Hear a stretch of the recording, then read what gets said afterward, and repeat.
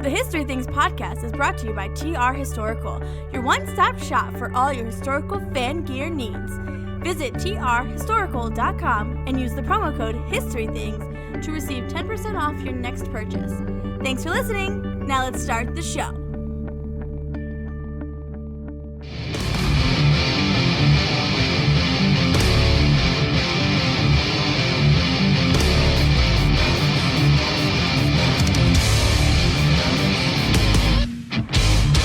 Are you ready?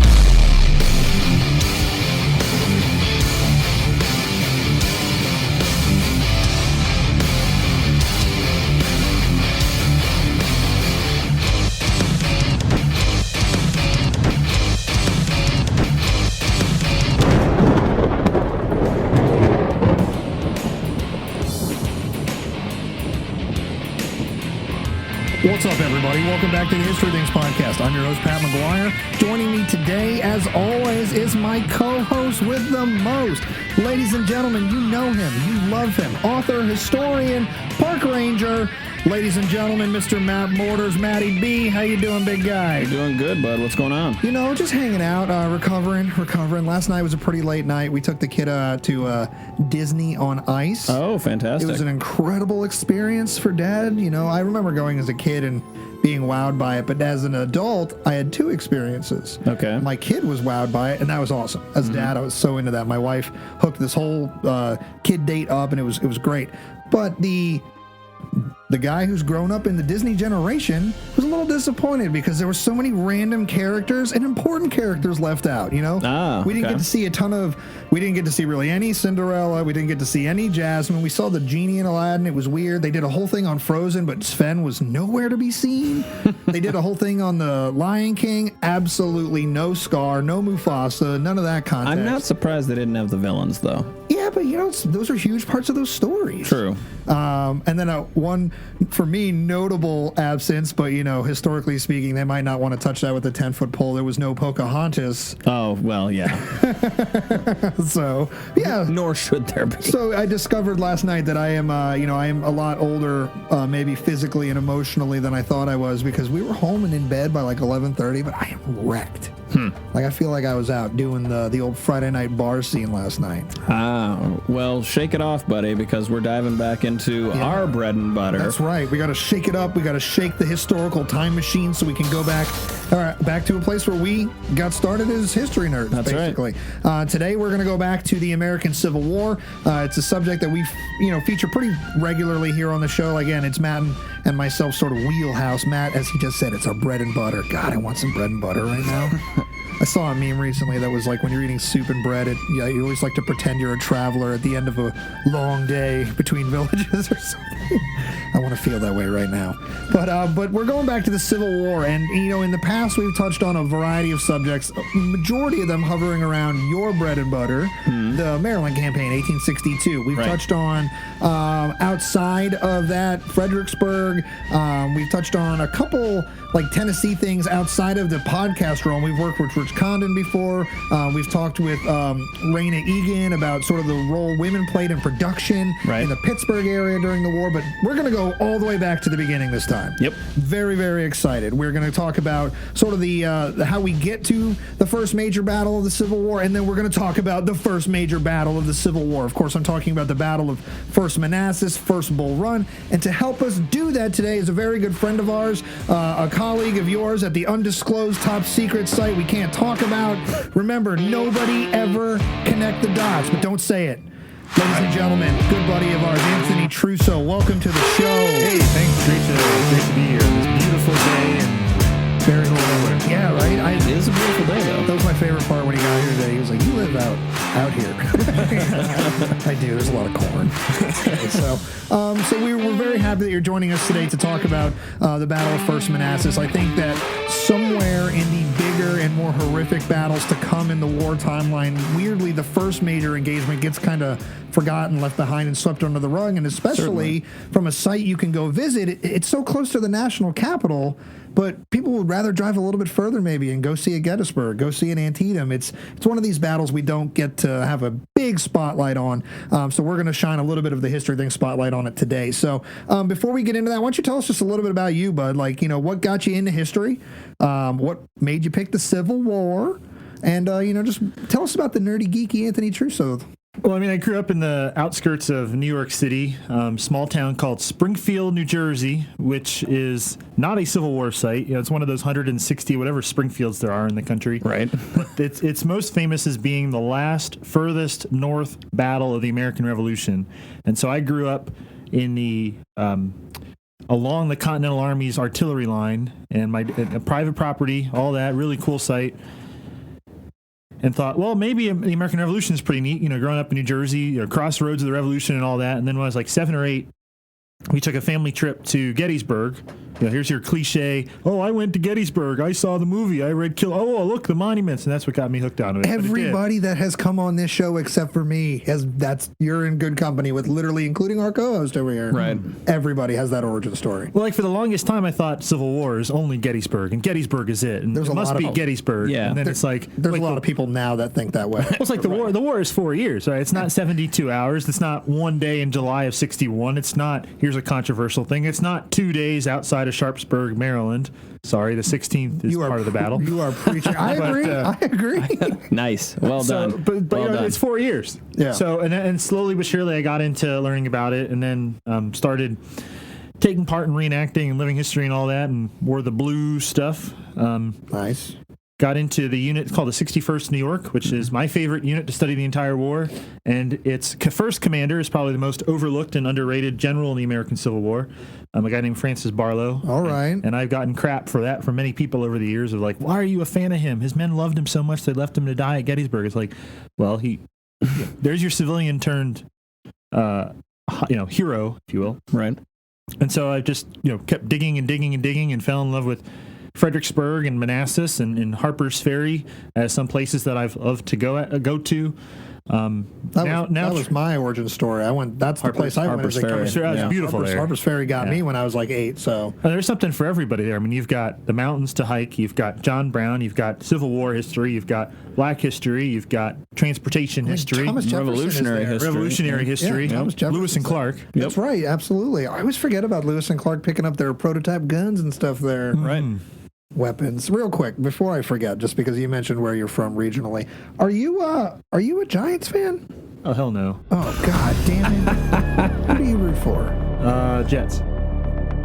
All right, look, I didn't think anybody could, I got to say this out there. I didn't think there was anybody who had a sadder existence in the NFL fandom than Giants fans right now.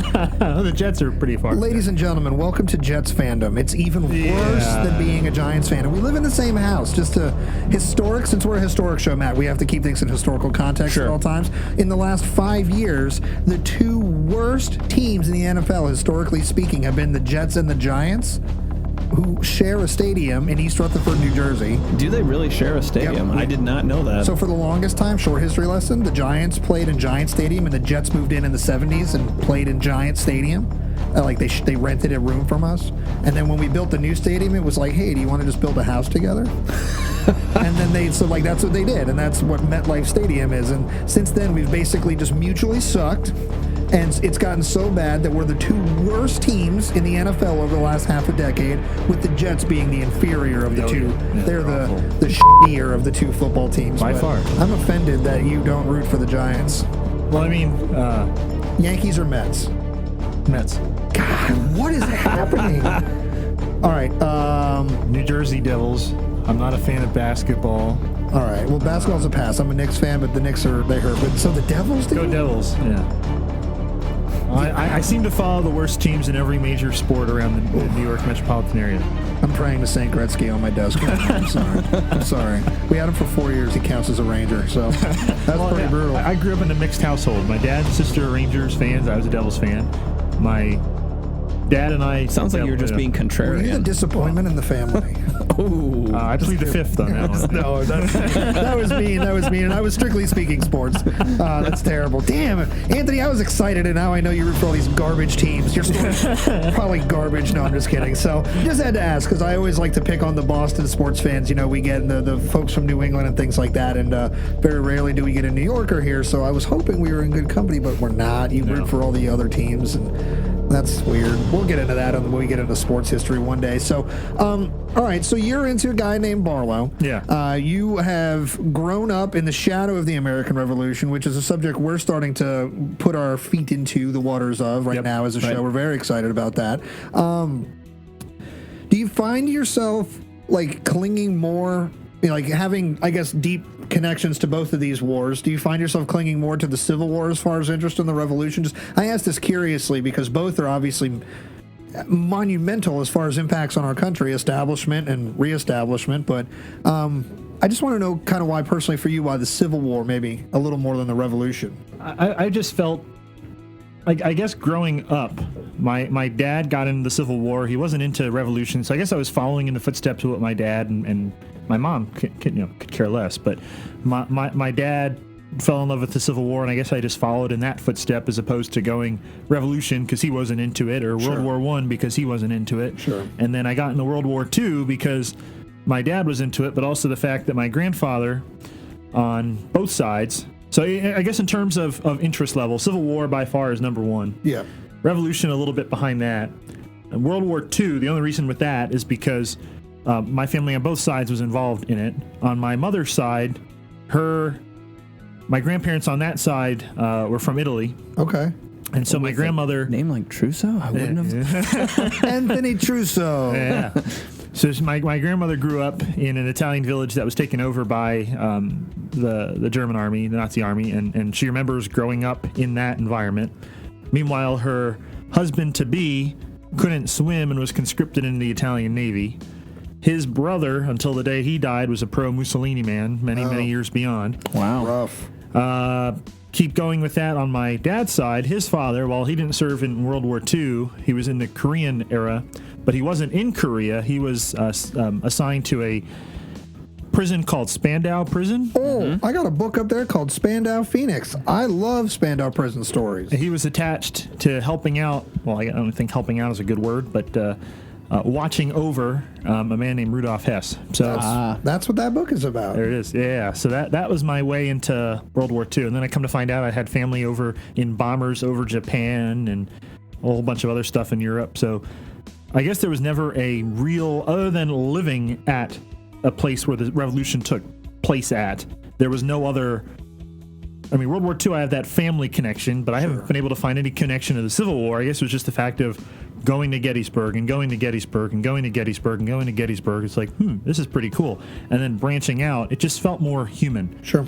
Even though, nobody alive today has ever met anybody that fought in the war or fought in the war themselves, but I don't know.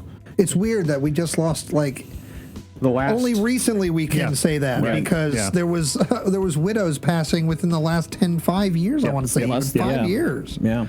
Which is just phenomenal. It's history, but it isn't super ancient history, guys. Right. So now that I know that you have a connection to Spandau Prison, we're gonna have you back because I always want to do like historical conspiracy shows and like, did Rudolf Hess do himself in? That's always one of the favorite ones that people throw around. So real quick, I doubt it. there you go. I think he was just a bad pilot. Yep. Look, I'm in Germany. There's a movie, Mel Brooks movie, To Be or Not to Be, where to escape, have you seen this movie? No. So him and his wife are in charge of this Polish theater there in Warsaw, and they're hiding Jewish staff in their theater, and the Nazis take over Warsaw, and they have this performance for Hitler, and they try to escape. And as they escape, they're dressed up as Mel Brooks is dressed up as Hitler, and they're all dressed up as members of the German high command or what have you. And they escape, and they get on a plane, and they're able to take off and get out of Poland. And just like Rudolf Hess, they crash land into England. But it just so happens that Mel Brooks is dressed up as Hitler, and he goes off to find help. stumbles into a British pub and he screams out and says, "Is this England?" And you see the whole crowd just turn to him, and you've got this lady with a whole bunch of beers on a tray, and it's like, oh my God, and drops it, and just like, wide mouth. I mean, that's what I figure, though. The Scottish guy that found Rudolph Hess is like, oh my God. Yeah, no, did you really run out of fuel? you overshot London. I didn't realize Mel Brooks had made a film like that. I love Mel Brooks films, so. To Be or Not to Be is my favorite Mel Brooks movie. New one to watch. All right, well, we're going to check that one out. So we're not here for World War II history, guys. So, Anthony, let's get into, well, we're going to have you back again, man. So, open invitation to come talk about whatever you like to get nerdy about. But let's keep it to the beginnings of the Civil War. So I always like to do this. It's when you tell this story, where do you like to start? Do you like to start it back Fort Sumter beforehand? Where do you pick up this story from? A little later in the timeline, what's your first Manassas story? Well, I mean, it's the first major battle of the Civil War. Right. So, I mean, to start, you need to go, sure, Sumter's a cool spot, or 10 o'clock in the morning on July 21st is a cool spot. But why not start in November of 1860, which is where it all really starts? Yes. Right? You've got 4 people vying for that highest office in the land, and only one can prevail. And in his hands, Abraham Lincoln is this future of the country, and indeed the future of the disunion of the country, because he wins. And South Carolina is gone within a month. Right. 6 more states are gone within 3 more months. And then by the time First Manassas rolls around, you've got 11 states that have packed up and jumped ship. Let's talk about secession for a second real fast. Is is South Carolina already deciding that if Lincoln's elected, we're out? Like, is this a predetermined reaction? It's not like, oh, he happened to get elected, we're out. They're just like, if you do it, deuces. Yeah, I highly recommend the book Apostles of Disunion on that topic. It's looking at the secession commissioners that are actively moving through the southern states in the summer and fall of 1860, basically saying that if the Republicans win, we're out. So they would develop the Southern Manifesto on the 13th of December, which is basically the Southern bloc of Congress getting together and laying out their reasons for why they're doing this. And almost all those congressmen signed this document. And then the states start falling after that. South Carolina 7 days later. So just to further throw water on the fire of the fire breathers down there, you kind of lose your argument 160 years later when you go back and get into some of these weeds that these were predetermined decisions. These weren't just sudden reactions to political gestures. I think we've perverted how this happened when we talk about it in our 20th and 21st century world that we live in today. So I just wanted to stop for a minute and pause not to make that clear that states are already moving towards this before the election is even decided. Mm-hmm. And states are leaving before Lincoln's even in office because he's not going to be president until March 4th of 61, excuse me.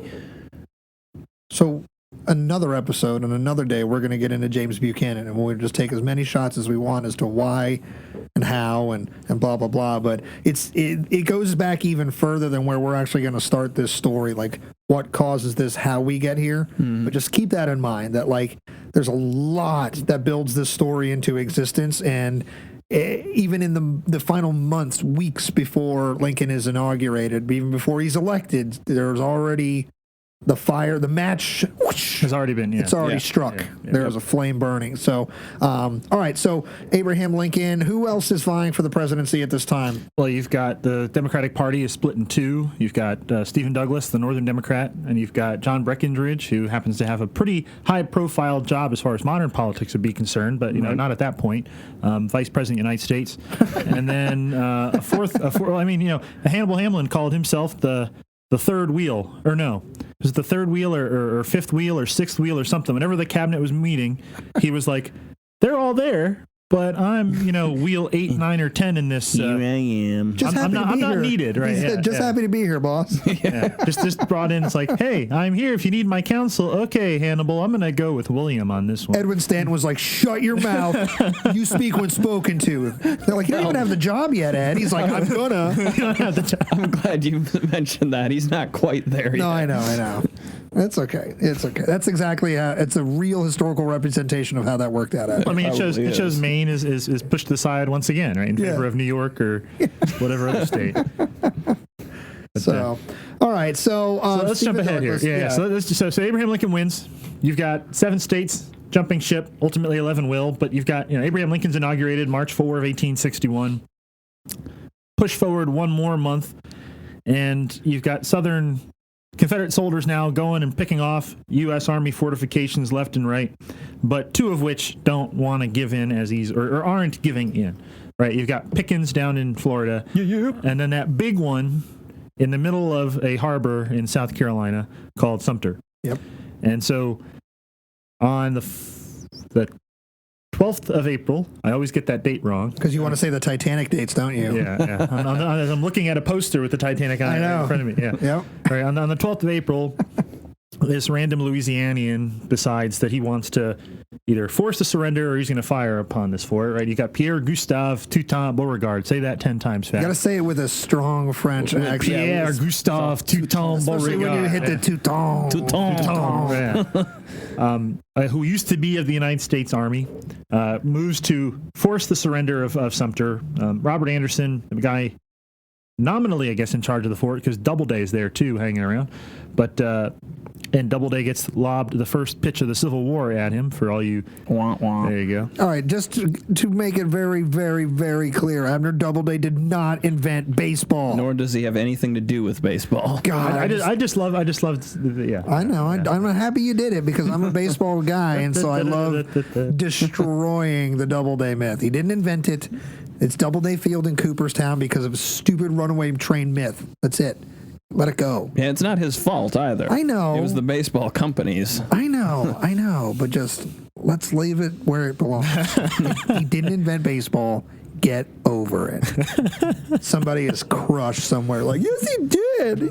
Wait, I was told he did. I saw the movie and everything. There's a movie? No, he's Adam Sandler has The Ridiculous Six. Oh, yeah. And there's that scene at the end where dude, it's great. Vanilla Ice is playing Mark Twain, right? And stuff like that. But John Turturro plays Abner Doubleday. And he's got that whole, it's 2 strikes and you're out. And then he gets 2 strikes. He's like, 3 strikes and you're out. And you can get 4 balls if I don't swing. It's so silly, but no, he didn't invent baseball. F off. But yeah. All right, so we're down at Fort Sumter. He gets fired upon, right? Yep. So the fort doesn't surrender. So Beauregard lobs the first shells of the Civil War at the fort, and it surrenders within 48 hours. Abraham Lincoln then decides, okay, right, you have fired first. I have not. Let's start raising up an army. So, right at the beginning of the Civil War, the regular army is 12,500 men or so, but they're not all on the East Coast. Yeah, most are out west. They're out west. Yeah. So when Lincoln calls for 75,000 volunteers to put down the rebellion in the southern states, which in itself agitates 4 more states, among which is the Commonwealth of Virginia, which we'll get into a little bit as to why Virginia is so important a little bit. But let's talk about the federal side for a little bit here. Abraham Lincoln's got a 12,000-man army. He calls up 75,000 for 90 days. Now, a big myth with First Manassas, First Bull Run, whichever your mindset's going with on that. Well, let's touch that for a second. Yeah. We go with what the National Park Service currently calls the site. Right. Manassas. So I call it First Manassas. Yeah. I call Antietam, aside from the fact that Antietam, baby. But it's Antietam National Battlefield, things like that. So just if you're wondering why we choose a certain designation, for me personally, I think for Matt as well, like the show kind of goes with whatever the National Park Service, whatever the official site is calling it. Sure. Right. Even if it's not a national park site, that's what we're going with. So, run it away here, but I just wanted to address the 2 names. There's lots of battles that have 2 names, guys. We'll get into that. Just remember Shiloh, Pittsburgh Landing, Sharpsburg, Antietam, but it's really Antietam, and Manassas Bull Run twice. So we're chugging along to Manassas. Abraham Lincoln calls for these 3-month enlistments. Now, the big thing is everybody thinks that the war is going to be 3 months, and we're only going to sign up for 3 months because let's just put in and say, just call up for 3 months, and then you can go home 3 months later. Ready? Wrong. Abraham Lincoln's using an act, the Militia Act of the 1790s, to call up the militia, the National Guard, if you will, for 3 months. And so he does that in mid-April. which means what's 3 months from the middle of April? 3 months in the middle of April? From the middle of April. Oh, we're talking July, mid-July. All right, so keep that in mind as we move along here. So he calls up for these 3-month enlistees based on proportion by each state's population. And so the first state to promise Abraham Lincoln something is Minnesota, because the governor of Minnesota is hanging around in Washington, D.C., just at the right time that Cameron, the Secretary of War, and Lincoln are putting out this call. So just because the governor's there, he goes, hey, I can promise you one regiment. And this regiment ultimately goes on to become known as the 1st Minnesota. So for all of you Gettysburg folk out there, congratulations. They were the first regiment to answer Abraham Lincoln's call, but believe it or not, they fought elsewhere before they sacrificed themselves at Gettysburg. And they're wearing red shirts when they do it. So just to shout out some cool uniforms there. So Abraham Lincoln's piecing together this army. What he needs first, though, is to figure out a command structure. Who's going to be in charge of this army? He's got a general-in-chief named Winfield Scott. He can barely mount a horse on his own. He's got a whole bunch of generals hanging around Washington, D.C., but he's also got a whole bunch of politicians that are trying to figure out maybe there should be somebody else other than all these generals to take command of this army. Winfield Scott is 1,000,000 years old at this point. That's also true. Fact. He could do it. True, but fact. He is a War of 1812 veteran. Yep. Like, that's how old this guy is. He was a kid in that, I think, but even so. He was in it and he was young. Yeah. But now he's like a 1,000-year-old, 1,000-pound man. He's Jabba the Hutt with gray hair trying to get on a horse. He's a big boy, that's for sure. I mean, hey, age is a number. It's in the mind. That's true. That's very true. But it was more the fact that he was a huge dude. Yeah. Well, I mean, the United States government does go with another huge dude to take over the army. All right. A guy named Irvin McDowell, Major McDowell, as he starts the war. So you got a major being entrusted with this large army. A guy who's never led more than 13 men in combat. West Point graduate of 1838, graduated 23rd or 22nd in that class. And the big reason, I mean, he was an instructor at West Point, military tactics. He was fought in Mexico. But I mean, the big reason he gets it is because he knows a guy in high places. He knows the Secretary of the Treasury, Salmon Chase, who whispers in Abraham Lincoln's ear, this guy's the right man for the job. And, Ohio's got to be at the head of the show. Chase is from Ohio. Yep. McDowell's from Ohio. They give General McDowell, signing a piece of paper, an army of 35,000 men. So he goes from Major McDowell to General McDowell. Don't stop. Don't collect 200 to stop. As you go around. The Monopoly reference I'm trying to make. He just zooming around the board at this point. Yeah, he doesn't collect the $200 each time until he becomes a general. Right? So what is that? 3 ranks? Yeah, but he just boom. He just goes right up. And not only that, but I'm going to give you command of a force that is more than double the size of the current standing army in its entirety. Right. And they're largely recruits. Good luck. Yeah. Train him. I like that you brought up that he's a big guy himself. Yeah. Now, he's not super heavy set like Winfield Scott is, but he is a man who was described as having no vices. He didn't smoke, he didn't drink, but he did love to eat. Oh yeah. I was going to say how boring, but I love food too. Right. So. I mean, he's a stout gentleman. Yes. All right. Maybe he drank a stout. No, he doesn't have vices. No, you're right. Drink, no drink. That was a poor joke because I missed the point. He's just boring and loves to just stuff his gullet, which is part of the story. I mean, there's gonna be watermelon involved in part of this story later. Irvin McDowell. Little foreshadowing.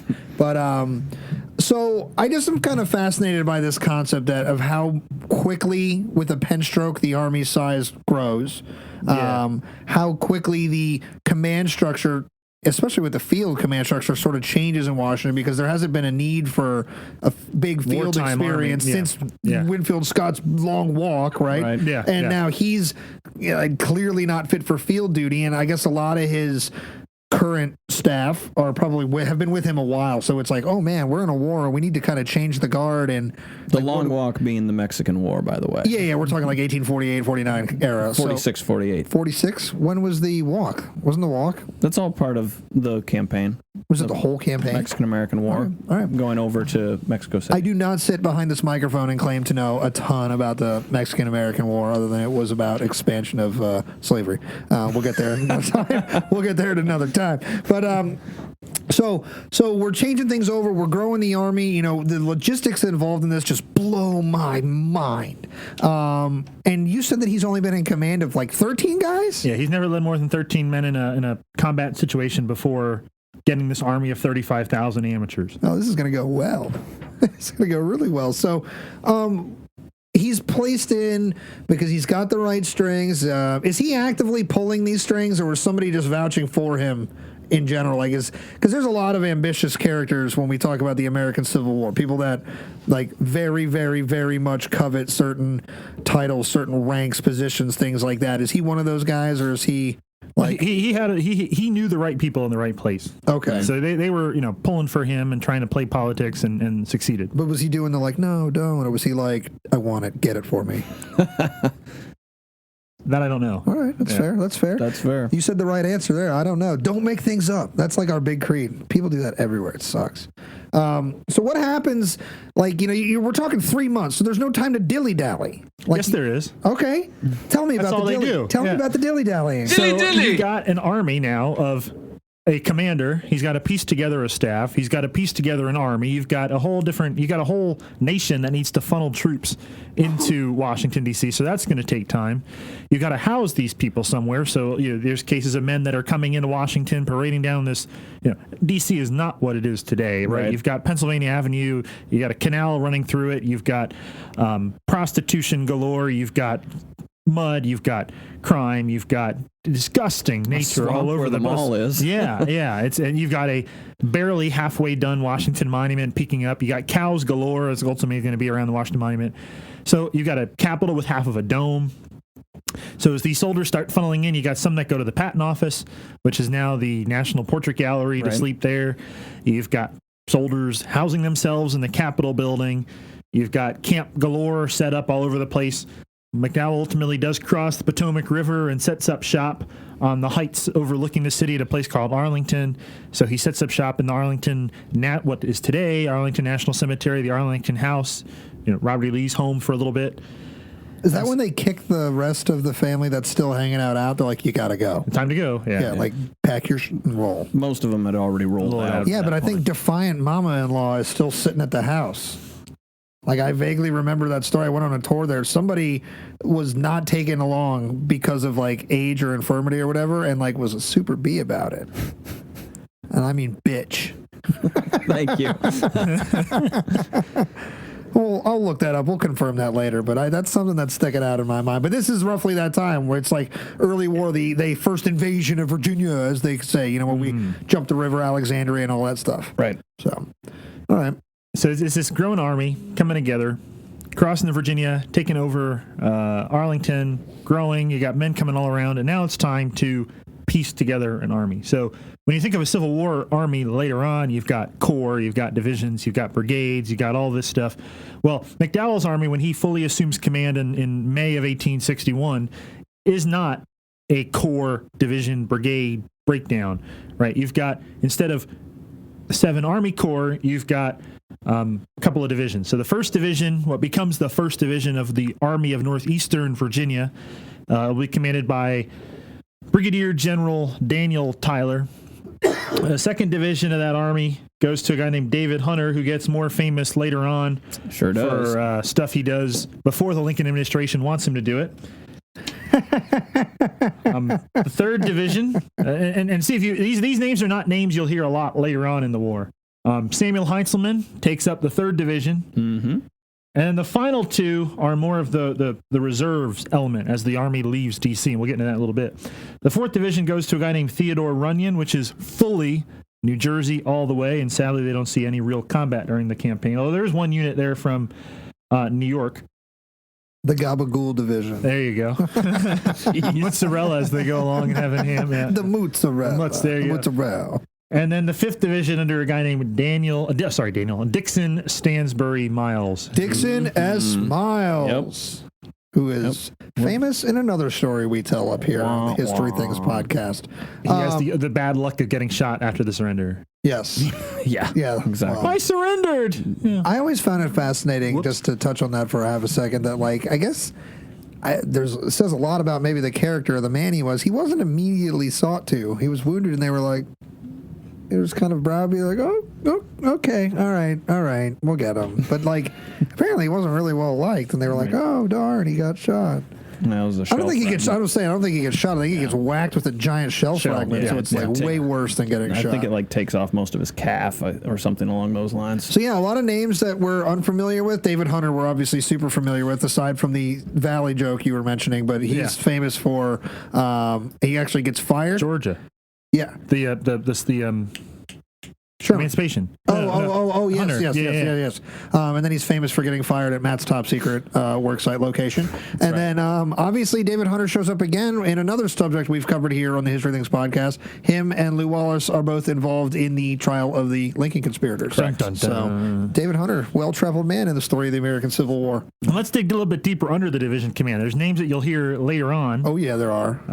This dude named Sherman, for example. Mm-hmm. Yes. Shows up. And a lot of folks do not realize that he's at First Bull Run or First Manassas. Whatever you want to call it, bro. I'm not judging. I was just stating how like I speak that way because people get annoying. It's like, oh, you said Bull Run. We call it Manassas. Like, look, I know why you're calling it Manassas. Stop that. So I just do it for the park reasons. And you also got names, a few Gettysburg people out there. A man named Oliver Otis Howard. Yep. Howard. Henry Slocum, who does some stuff under Sherman too later on. Wilcox, Orlando Wilcox. You got William Franklin. So and old Whiskers himself, Ambrose Burnside, who really kicks off the whole ball and does very well. Yes. And then he gets an army. Right. So, he does really well in most of the war. Independently. Aside from his moment in the major spotlight, like, we crap on this guy because of that, but A, he told you he didn't really want it. Yeah. And B, several times. Like, we just omit that he dominated the Carolinas. Yep. Hey, just opened a complete access into the South right away in the beginning of the war. And then later, he's effective with the Army of the Potomac and elsewhere as the war progresses. Well, he's got the Department of the Ohio there in Tennessee. Yeah, exactly. Knoxville. Oh, yeah. And does very well at Knoxville. Take that, Longstreet. Yep. You shot my men to pieces at Fredericksburg. Take this. Yeah. Eat it. So Fort Sanders says hi. So this is obviously, at a point where, a lot of the names get to be concentrated in one spot because the entire war is kind of happening in one spot. It's not, again, I know the nuanced person out there is sharpening their fangs when I say stuff like that. I know it's not happening in one spot, but for a moment, it kind of really is. And that's where we're at here. So you get a lot of these big names all spushed into one place. Sure. So that's small picture. Now let's go big picture, right? But how is the United States government going to win this war before it even gets going? Take Virginia, and you've got a front door and a back door into Richmond. The obvious front door access is just driving straight down from D.C. on I-95. That's overland right into Richmond. So Thank God Ike built that for the federal troops. There you go. Hey, it's easy to land a plane, land McDowell's Air Force into it. Yeah. Flightless Canadian geese coming. Here we go. We're going to invade. Take that, Stonewall. Stonewall can't beat a goose. Bad humor. But concentrate. I'm with it. So there's your front door approach. And so when the plan starts piecing together, McDowell's Army of Northeastern Virginia, 35,000 strong, is going to plow straight south on that overland route. At the same time, there's going to be a plan for a secondary army under a guy named Robert Patterson, a 69-year-old General War of 1812 vet. Another one of those guys hanging around. Hey, he's taking a paycheck. Yep. All right. And he's experienced, so this is what they need. I don't know if I grew up in the Tom Brady era of sports, but to me, if you're going to be old and still in the game, you got to be shredding numbers. Like, if you're going to be a War of 1812 vet, in 1861, I got to know that, like, you're about to crack some skulls on the battlefield. You're not going to be this timid old guy who's, basically, you can't be like Cougar from Top Gun. If you've lost your edge because you've gotten older, I can't have you out here. So I got to know that you're slinging like Touchdown Tommy at this point. But, like, let me ask you, is this guy got the Touchdown Tommy mentality? Is he out there as an old guy, like, I'm going to do it? Or is he one of the, maybe I've lost it? I think he's lost it. Okay. But I don't think he understands that he has lost it up to this point. So he's got about 20,000 people hanging out in the Harper's Ferry area. So the plan is going to be to drive south on Richmond and then drive straight south through the Shenandoah Valley to, in a sense, keep the Confederates guessing where the real goal is. So there's the big plan in May and in June of 1861. So what's the Confederates doing while all this is going on? Well, let's back up again. March, Lincoln's elected. April, Fort Sumter, Pierre Gustave Toutant Beauregard. Again, say that 20 times fast. Boom, boom, South Carolina, but I'm really from Louisiana. Yeah. Well, West Pointer, too. Class of 1838. Sound familiar? Guy named McDowell. Yeah. McDowell and Beauregard both graduated in the same class at West Point, except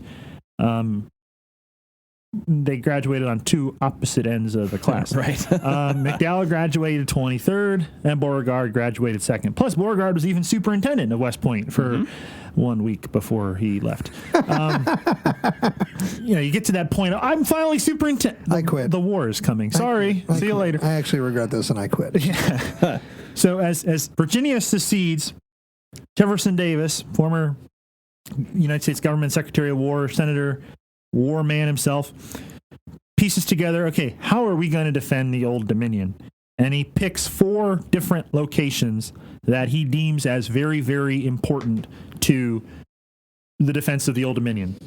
2 of which are Harper's Ferry, Shenandoah Valley, that backdoor approach, the breadbasket of the Confederacy, and the other is this random railroad area in northern Virginia called Manassas Junction. Now, Manassas Junction of today is nothing like it was 160 years ago. A small hamlet, couple of buildings hanging around a place, junction, two rail lines coming into it. You've got the Orange and Alexandria Railroad, which speeds its way through Orange, Virginia, and then up into Alexandria, right, connecting into trade, commerce, the north, and the Manassas Gap Railroad, which connects to the west. So 2 vitally important rail lines coming together. And you can't see what I'm doing here, folks listening, but I'm actually making a T with my hands at Manassas Junction. Is that an X or a T? Is that a lowercase T? Depending on your perspective. I guess it's a lowercase T. It's all about perspective. Just look up a rail junction, guys. You can see what it looks like. Google it. Well, there's another famous rail junction at a place not to be named in Western Maryland. That's right. No, lots of places. Central Maryland, Western Maryland. Lots of places. How would you define that place, Central Maryland? Central Maryland, yeah. Yeah, we're in Central Maryland right now. So, as Jefferson Davis pieces together, his army's starting to grow. Think any random southern state, and it's coming into Richmond, right? Richmond has become the Confederate capital up to this point, moved from Montgomery, and so Alabama. Done as a gesture to sort of like welcome Virginia into the Confederacy? To make that legitimacy, right? Create that. It's all about creating legitimacy for the Confederacy. Sure. Yeah. I mean, Virginia is the home of all these famous presidents. You've got the mother of states and statesmen, as it's referred to. Right. So. And how much closer can you get to D.C. than Richmond? I mean, you can get Manassas is closer than Richmond, but Richmond it's in this 100-mile swath that a whole bunch of people are going to die. Just seems very tactically dumb to put your capital so close to the enemy. Other enemy's capital. I think easy access. Yeah, I think Anthony's right. It's all about legitimacy. Well, that's why I say that, because I think I'm not alone in initially having had that thought of like, why would you put your capital, especially when it started like 1,000 miles away? Yeah, Montgomery, Alabama. That seems smart. Put your king, like if you play chess, you want your sort of king staying away from the other king, your queen. You want all your important pieces staying away from each other. Yeah. Just to be clear, like a lot of people ask me when we get into this conversation on a personal level, like, why not Charleston? Well, Charleston is super easy to invade and crush and blockade, and also subject to storms. It's just not an ideal place for a lot of reasons, militarily and otherwise, to put a capital. So it basically is either, Montgomery where they started, or Pensacola. You could do Pensacola, Florida, to get as far away as possible. but then you can't really. If you're trying to create, I think you're trying to create that battle line of where do you see the most important area. Well, that brings the war to Virginia. Like straight up to Virginia. Like this might have had the chance to play out deeper in the South, like in what we come to know as the Western Theater. Who cares about that? Hey now. No, there is only one Civil War. It's wherever General Lee fought General Grant. That's it. There is no other war. Wah, wah. So then the war doesn't start for another 4 more years. Yeah, it doesn't start. It doesn't start. There's 3 days of the war in '63 at Gettysburg. That's right. That small town. And then there's the Overland Campaign to the end. And then it's over. And then there's all the other times General Lee won. That's the other part people focus on a lot. We're here to destroy that. Crush it. So, all right. I do think part of it also comes to the fact of Jefferson Davis's political mindset. he very much from the beginning was, we are going to defend every foot of Southern soil. Which is quite a task when you think about it, Matt, because it's not just about defending Southern soil. The infrastructure for this war effort is not exactly off the ground. Like there isn't unified rail systems, right. The supply depots and various federal garrisons and armories. Some of them were strategically taken and efficiently taken. Others were hastily taken, and the supplies haven't made their way around. Meanwhile, the advantage of the federal government, which I'm sure we'll get into in this episode, and then like obviously later in the war story, is they're already kind of ready to go, in the sense that all they need to do now is just get bodies. I mean, there's a ton of supplyage for this war already.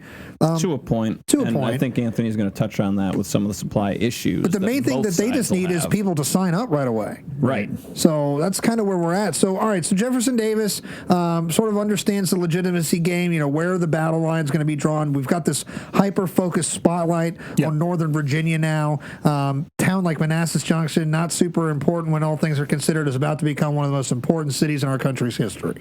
Yes, and the guy who's going to put it on the map is not as much Jefferson Davis, but that hero of Sumter, PGT Beauregard, who pulls into Richmond on the 31st of May, 1861, and is told by Jefferson Davis, "Hi, bye, get north as quick as you can." Can this guy stay in Louisiana? Like, Jesus. When you're fighting in South Carolina, you're starting wars in South Carolina, and now you're here in Virginia.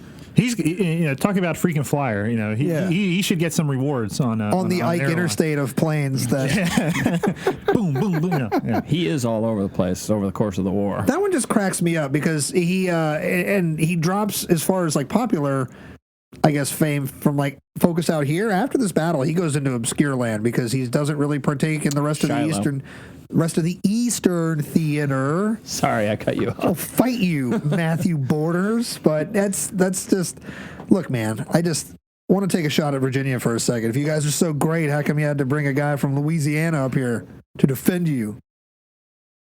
Take it, Virginia. You got nothing. Maryland 2024. I don't know what that is. Maryland for president.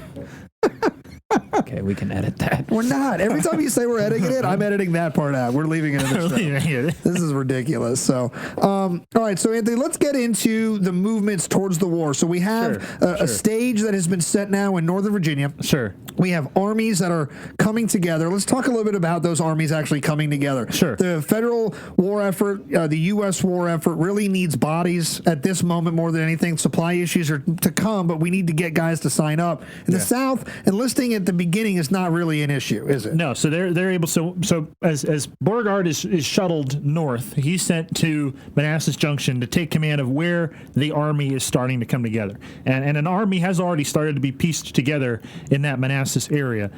There had been a couple of commanders already at that point for this growing Confederate force, but now Beauregard, this hero, is going to come in and everything will be great. We'll gather an army and start piecing together what we are going to do. So his army, what becomes known as the Army of the Potomac. Love that. The Confederate Army of the Potomac. Yep. Yeah, Union Army, Virginia, Confederate Army, Potomac, First Manassas. Ta-da!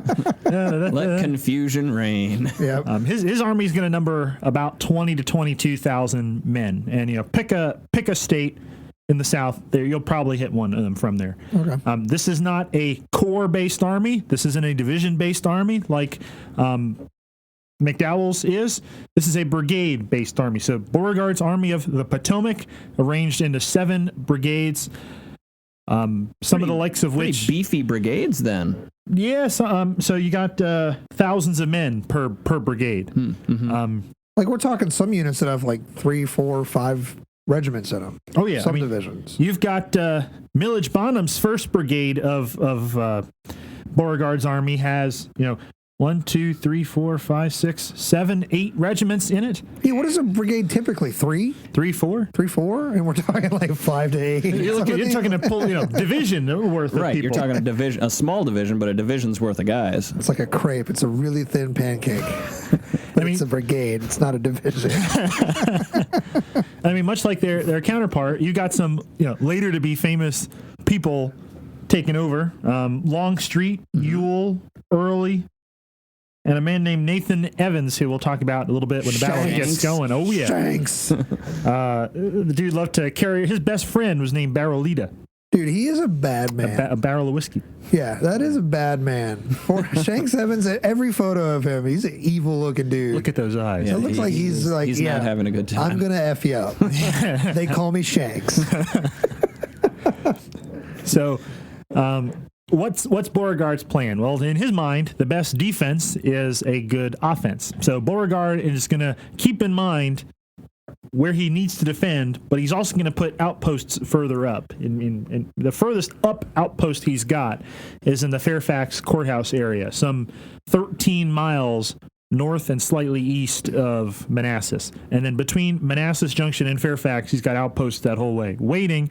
And in case this army shows up, shoot a little bit, but mostly get the hell out of harm's way and come back. Like make enough noise so we know it's happening and then pull back. Here. Yeah, get back here. And what does pull back look like is, well, you've got a railroad junction, but he's not going to defend the junction at the junction. He's going to use the geography to help defend. And what he's going to use is a stream, a creek called Bull Run. And let me just say this. Bull Run, period. Not Bull Run Creek, not Bull Run River. Yeah. It is Bull Run, period. Right. I just wanted to put that out there. I'm with that. I like that. As a volunteer at that park for a decade now, thank you. It is a run. Clarify that. It isn't a creek. But it's not you don't call Mississippi River Creek. Right. Dude, and there's another famous run down there. Like when we talk about Cub Run. Yeah. Cub Run. Like we don't say Cub Run Creek. Yeah. Yeah. Bull Run, period. There you go. Bull Run is a pretty boring creek to begin with. I mean, it's not nothing you'd write home about. But it's a run. But yeah, the strength in Bull Run is not in the water. It's in the landscape. It's got steep banks. It's got open fields of fire in front, although you wouldn't know that today in many places because of development and tree cover. But the goal is going to be to retreat to the backside of that creek in case McDowell's army shows up, because it's got fords, it's got roads, and all of them mostly go to Manassas Junction. So Beauregard's plan, shoot a little bit north of the creek, run back, and form a long line on the high ground, covering the fords, which is naturally where McDowell's going to be funneled. And so Beauregard's army is going to make it's easy to think about it. He's got 7 brigades. It's about a 7 or 8 mile long line. Along it, he's got 3 signal stations. Now, these signal stations are not like you think of when you think of the Maryland campaign, for example, which are actual, legitimate wooden structures. Like massive towers or Yeah. where they're garrisoning the Washington Monument ruins so they can stand up on higher elevation. Good reference, Pat. Yes. I try.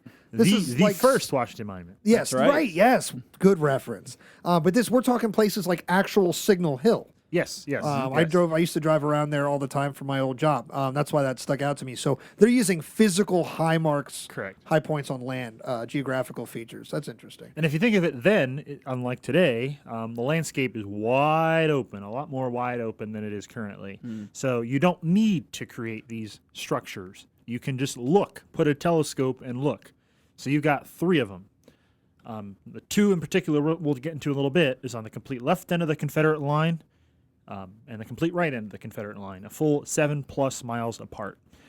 So there's the Confederate plan, is to hold Richmond. But they, like their federal counterparts, are not only worried about the front door.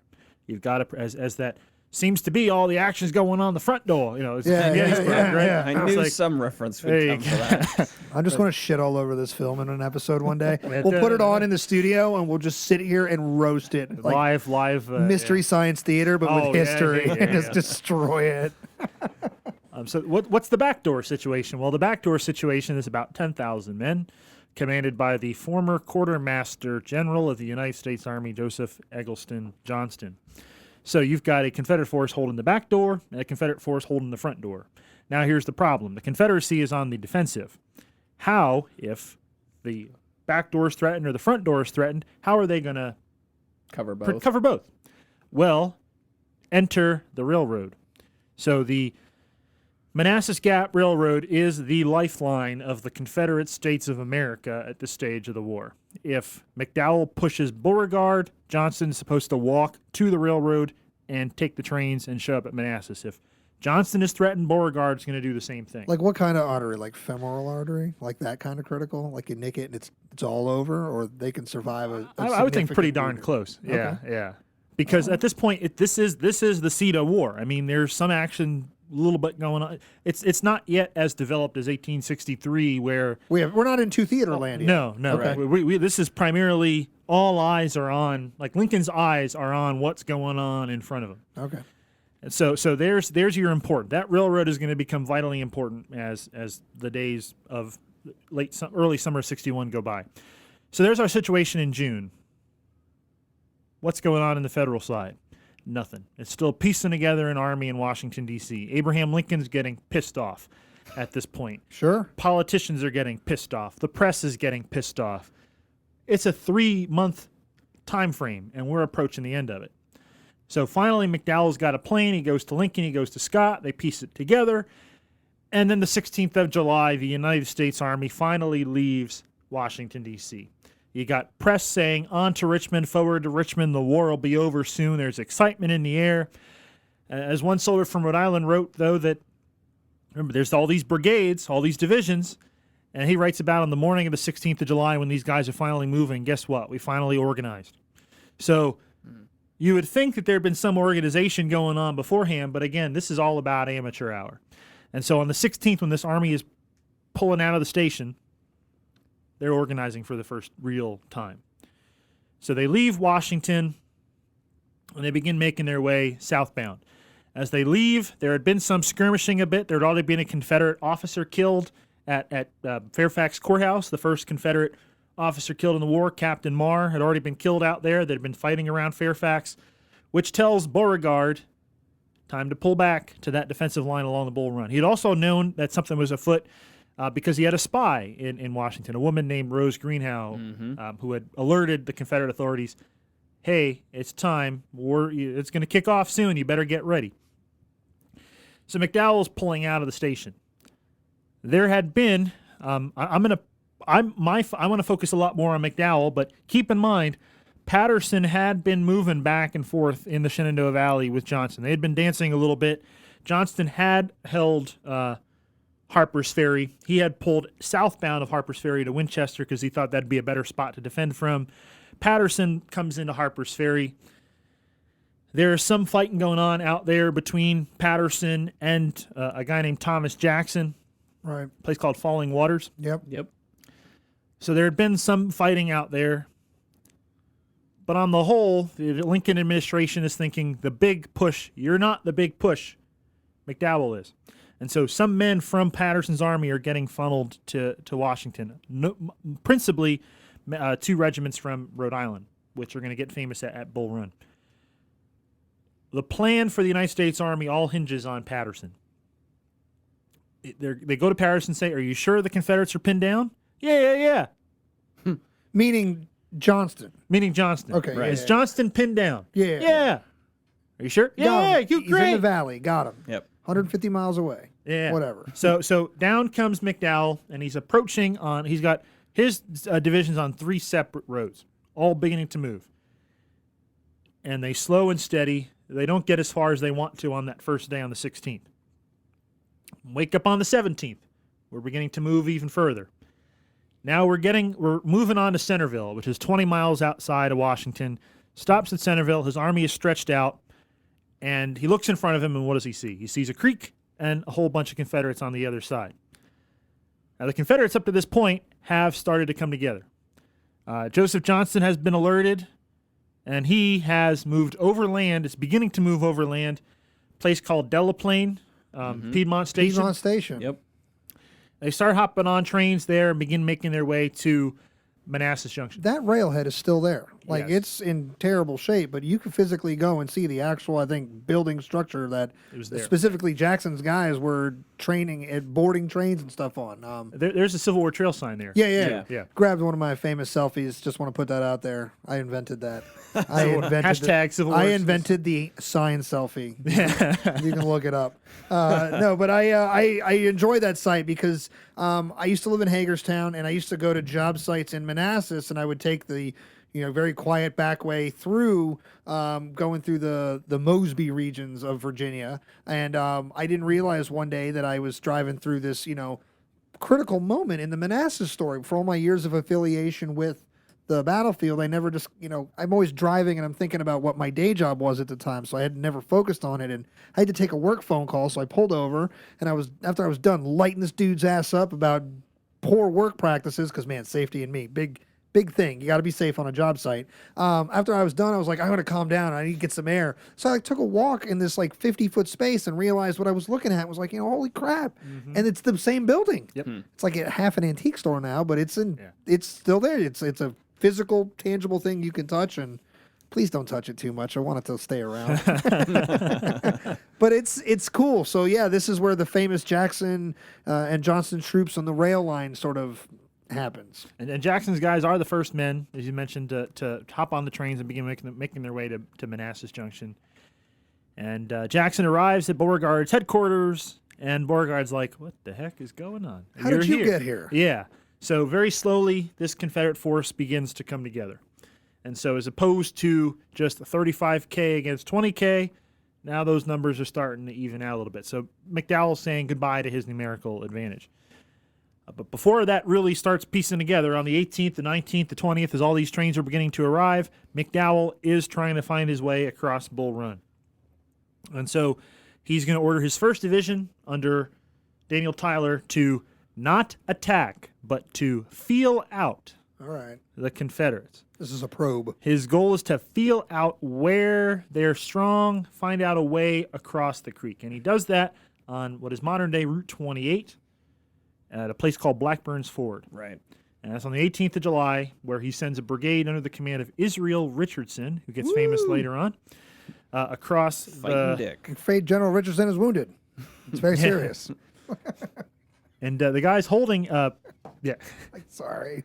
For as much as I love the American Civil War, I guess deep down I just hate all the movies we get. I think I just, in my core, I'm like, stop giving us crap. Like, and somebody, would Tom Hanks invest a budget, please, into a real Civil War film? Band of Brothers was amazing.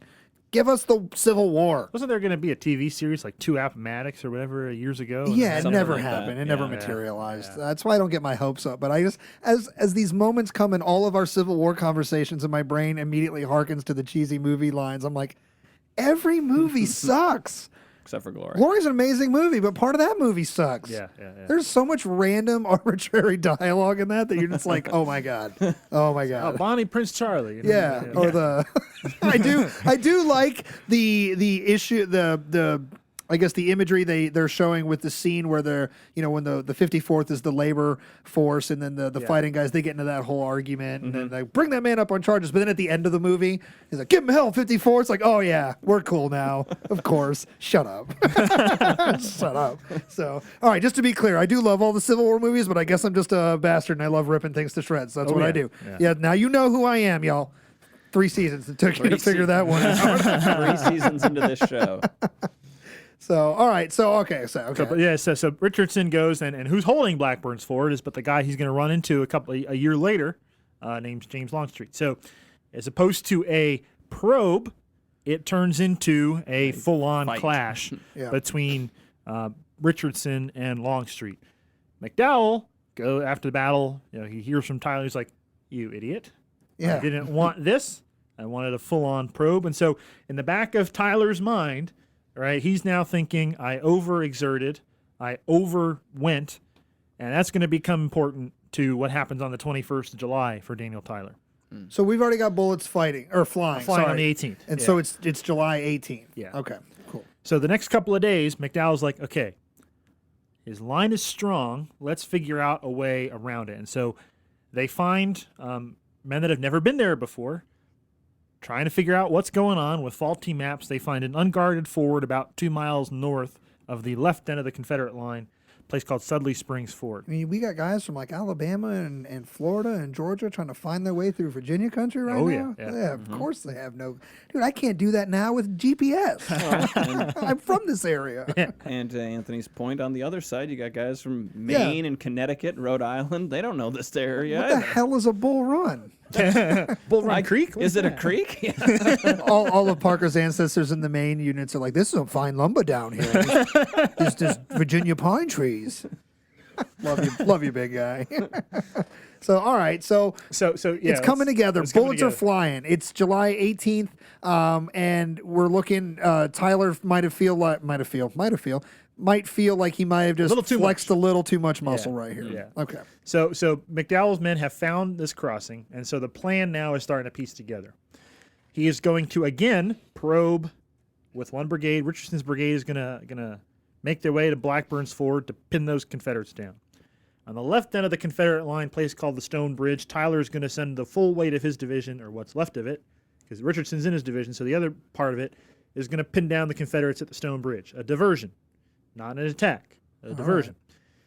15,000 blue soldiers, well, not blue, all of them. Do we want to fight? We've had a probe and we've had a diversion. Now here comes the fight. Here comes I the was going to fight. say, does McDowell even want to fight? No, of course he does. So here's where you can get into talk of a flanking attack or a turning movement. But the whole idea is going to be to swing around the end of the Confederate line, get on the Sudley Road, fan out into a long 2-mile long line with 15,000 men, 2 divisions of his army. Again, if you remember a man named David Hunter and Heinzelman, pushing down the Confederate line, moving to Manassas Junction, destroying Beauregard's army, capturing the railroad junction, cut off the rail line to make sure Johnston can't arrive, even though he's already here. Yeah, dude, you And pinned him then, down, right? And then Good we're job, going to move Patterson. on to Richmond. Why am I looking at him?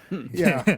Remind me before we get to the big July 21st heavyweight. Now the bullets, it's like the bell is rung, it's going. Yeah. Remind me, I want to ask you just for the sake of our listeners a context question. So right before we get there, let's keep it going here. All right, so that's the plan for the 21st. On the Confederates, so the idea on the Union side, the United States Army side, is to attack the Confederate left flank. Beauregard and Johnston come together, and again, the plan is the best defense is a good offense. Beauregard's plan is to do the same thing, to attack the Union Army's left flank. So it's really now a matter of who attacks first.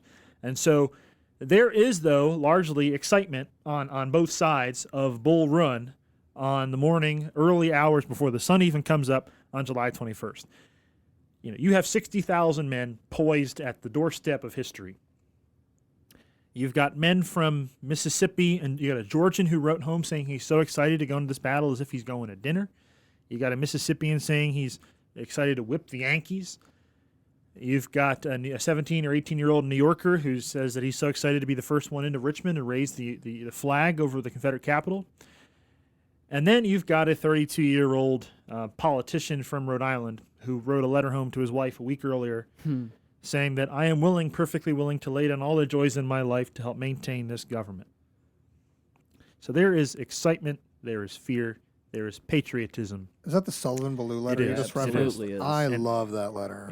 There is so much about to happen, and the thing is that when the shooting starts, this country is never the same. Correct. All right. So before we get to that moment, just logistically speaking, I always like to highlight this. So obviously, we've got 2 very highly trained and prepared armies ready to square off against each other, right? They're right. That's the point I'm getting at. Is so. Remember, at the very beginning of this, about an hour ago in our chat, we were talking about the Federal Army, which was the only army that existed in the country at the time. The U.S. Army was about 12 to 15,000 total, and it was mostly spread out west across this country. Suddenly, there's a rebellion. There's a new, rebel army being formed. The Federal Army is growing, doubling in size, things like that. And all of this is happening, in a super condensed amount of time. So it's not feasible that everybody's getting the best training across the board. So I would just like to talk about on the situation. How green are our guys here, Matt? I think there's a little bit of Lincoln has a pretty famous quote in this moment on how green the people are. You are green, but they are green also. Yes. Yeah. So basically, Lincoln is is that to McDowell? Yes. I guess it's one of those, hey, you got to fight. And McDowell's like, but I don't want to. We're not ready yet. And he's like, look, you're green, but they're green too. Meaning, look, I recognize what you're saying. Or at the time, he was, I guess, making a case that, hey, we're not quite ready. Right. And I think he was like, look, I get that, but they're not quite ready either. And so, it's now or never. So on the eve of the battle, on these conversationally on the eve, because we're right here, just try to keep in mind that everybody that's about to participate on this has never done anything like this before, whether it's the the farmer or the laborer, or the average citizen who's fighting in the common levels, or the officers who have been involved in the military for most of their lives at this point now. It's a different military. Its size, its function, its application is entirely different than anything they've ever studied. So in this moment we're about to start on July 21st, 1861, one of the reasons, and there's a million reasons why it's never the same, but one of the reasons is we've crossed a whole event horizon, and militarily speaking, it's never going to get smaller, it's never going to get less bloody, it's never going to get less complex, and things like that. So I always like to point it out that this is one of the rawest moments of warfare we as a nation ever really go through. We're chucking the real untrained 18-year-olds into war at this point. So, Anthony, it is July 21st. We have brought the train of warfare from its beginnings with the election of 1860. These predetermined decisions. If Lincoln's elected, we're out of here. Well, guess what? That happened.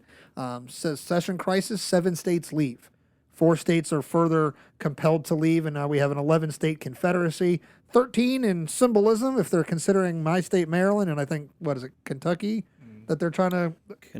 No, it's Missouri and Kentucky. Missouri, but, it's moved into this, now it's real. It's no longer about symbolism. It's no longer about screaming and yelling in state legislatures. Right. It's now about guns, bullets, Pulling blood. trigger, yeah. Yep, so...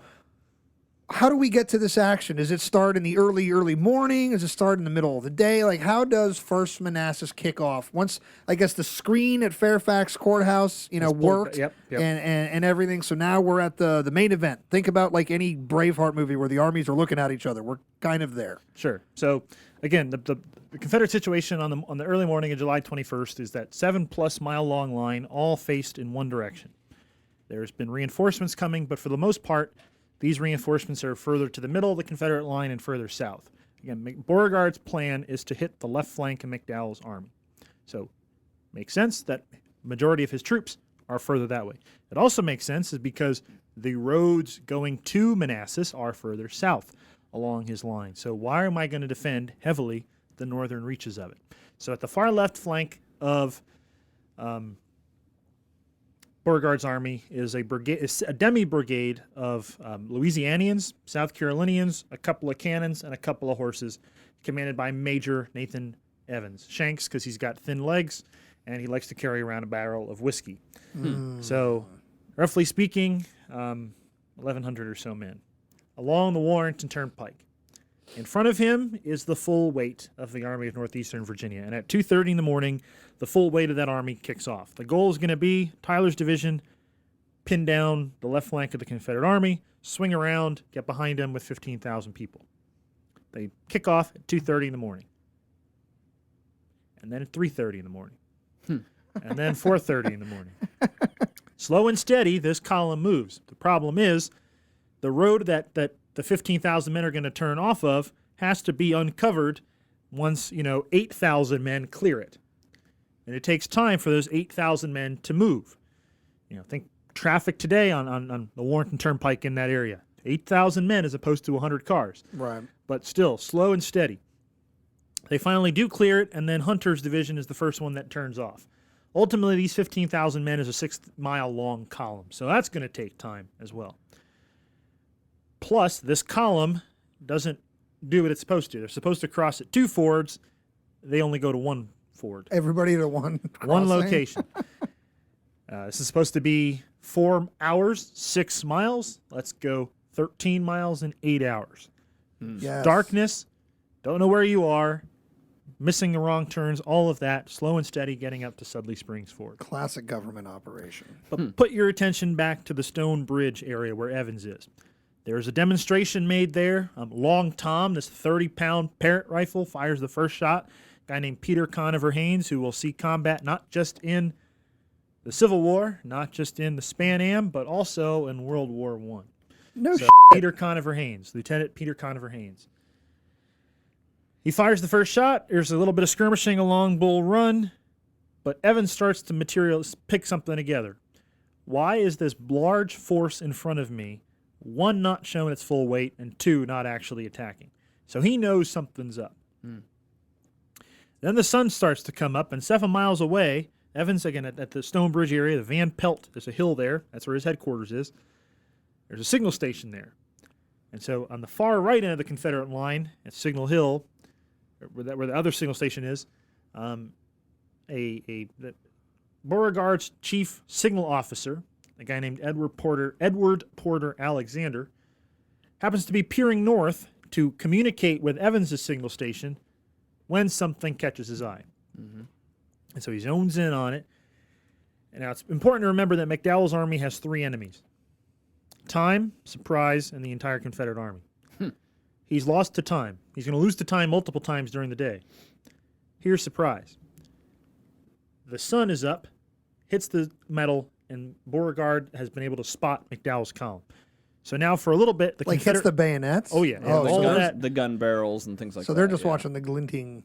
Okay. And so Alexander sends a message to Evans, look out for your left, you are turned. You are turned, that's right. And so the Confederate army now has to figure out what the hell's going on while also being distracted. Probably not really, but this lame attempt at a diversion is not really working out.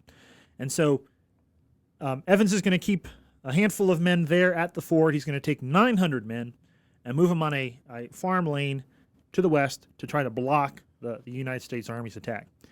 And so by 10 o'clock in the morning, Evans has set up shop at an area what's called Matthews Hill. He's got the 4th South Carolina, and he's got the 1st Louisiana Special Battalion. The 1st Louisiana Special Battalion commanded by Chatham Roberdeau Wheat, this Wheat's massive, Tigers. hulking body of a man. Why do people say Robidar? That's his name. No, it's Robidoux. Roberdeau. Yeah, but they say Robidar. Like I think Ed Bears. Jesus Christ. Confederate Army. I think he says Robidar. Robidar. And I'm like, it's not. I don't think it's Robidar. There's a lot of Confederates here around, and then that voice tapering off at the end. Like just That's a good Ed. You're adding letters. It was really. I met him twice within 7 years, and both times was like, Confederates were around, and they went home after the war. There you go. We thank you, Ed, for everything you did. Yep. You're also a funny old guy. You were a funny old guy. R.I.P. Pour out a little liquor for Ed Beers.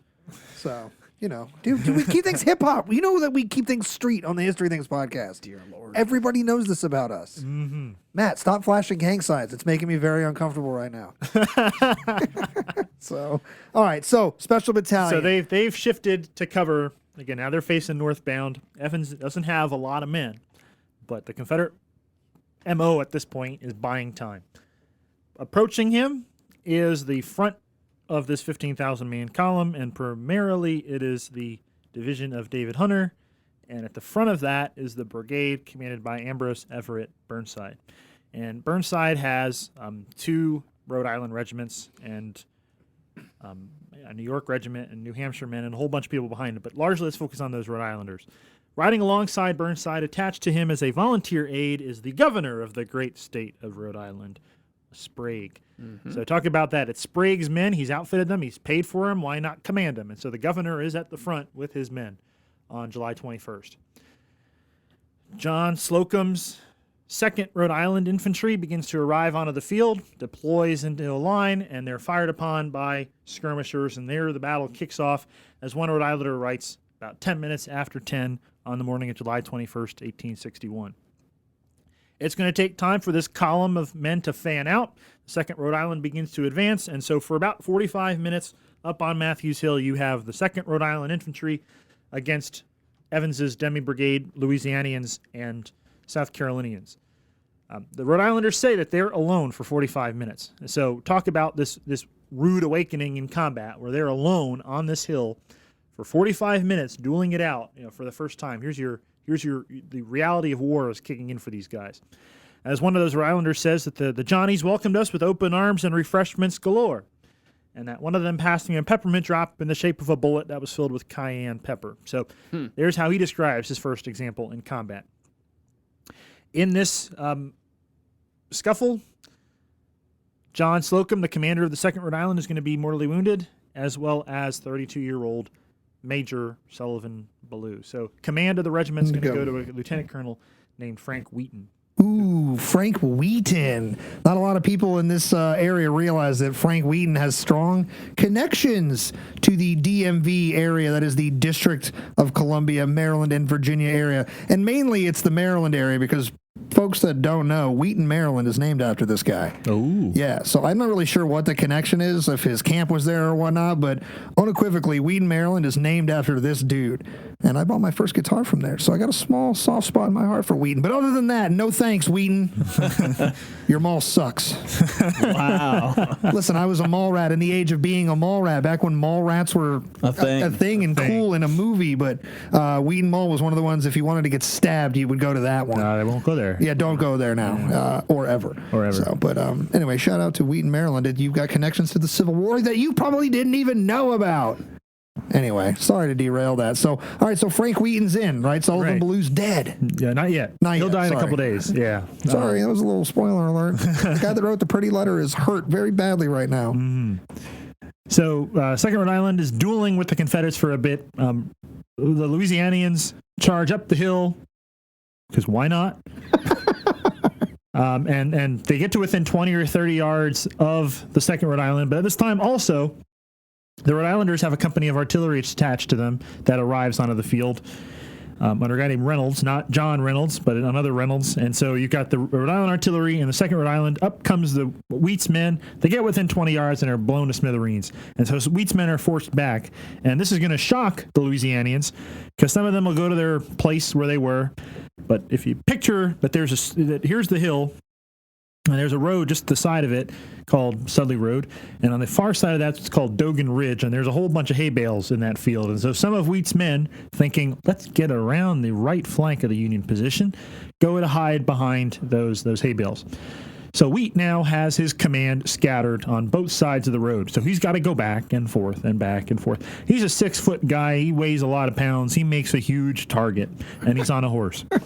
So he's like 13 feet in the air. Yeah, Right. yeah. He is easy to see on the field. So up comes the remainder of the Burnside's division brigade, and one of these regiments is from New Hampshire, which positions itself to the right side of the road. And a soldier in the 2nd New Hampshire sees his big-ass target and thinks, oh, look, target practice. Big ass target. And so He'd be like, dude, is this guy for real? Like, look how big he is. and that bullet flies out of that Granite Stater's rifle right through both lungs of Robert O. Wheat. And so Wheat is very, very seriously hurt. And after the battle, a surgeon comes up to him and says, you're going to die. Yeah. And Wheat says, I don't feel like dying. If it were only so- that easy. And so they go back and forth. And the surgeon goes, finally, sir, no man on record has lived from the type of wound that you've just received.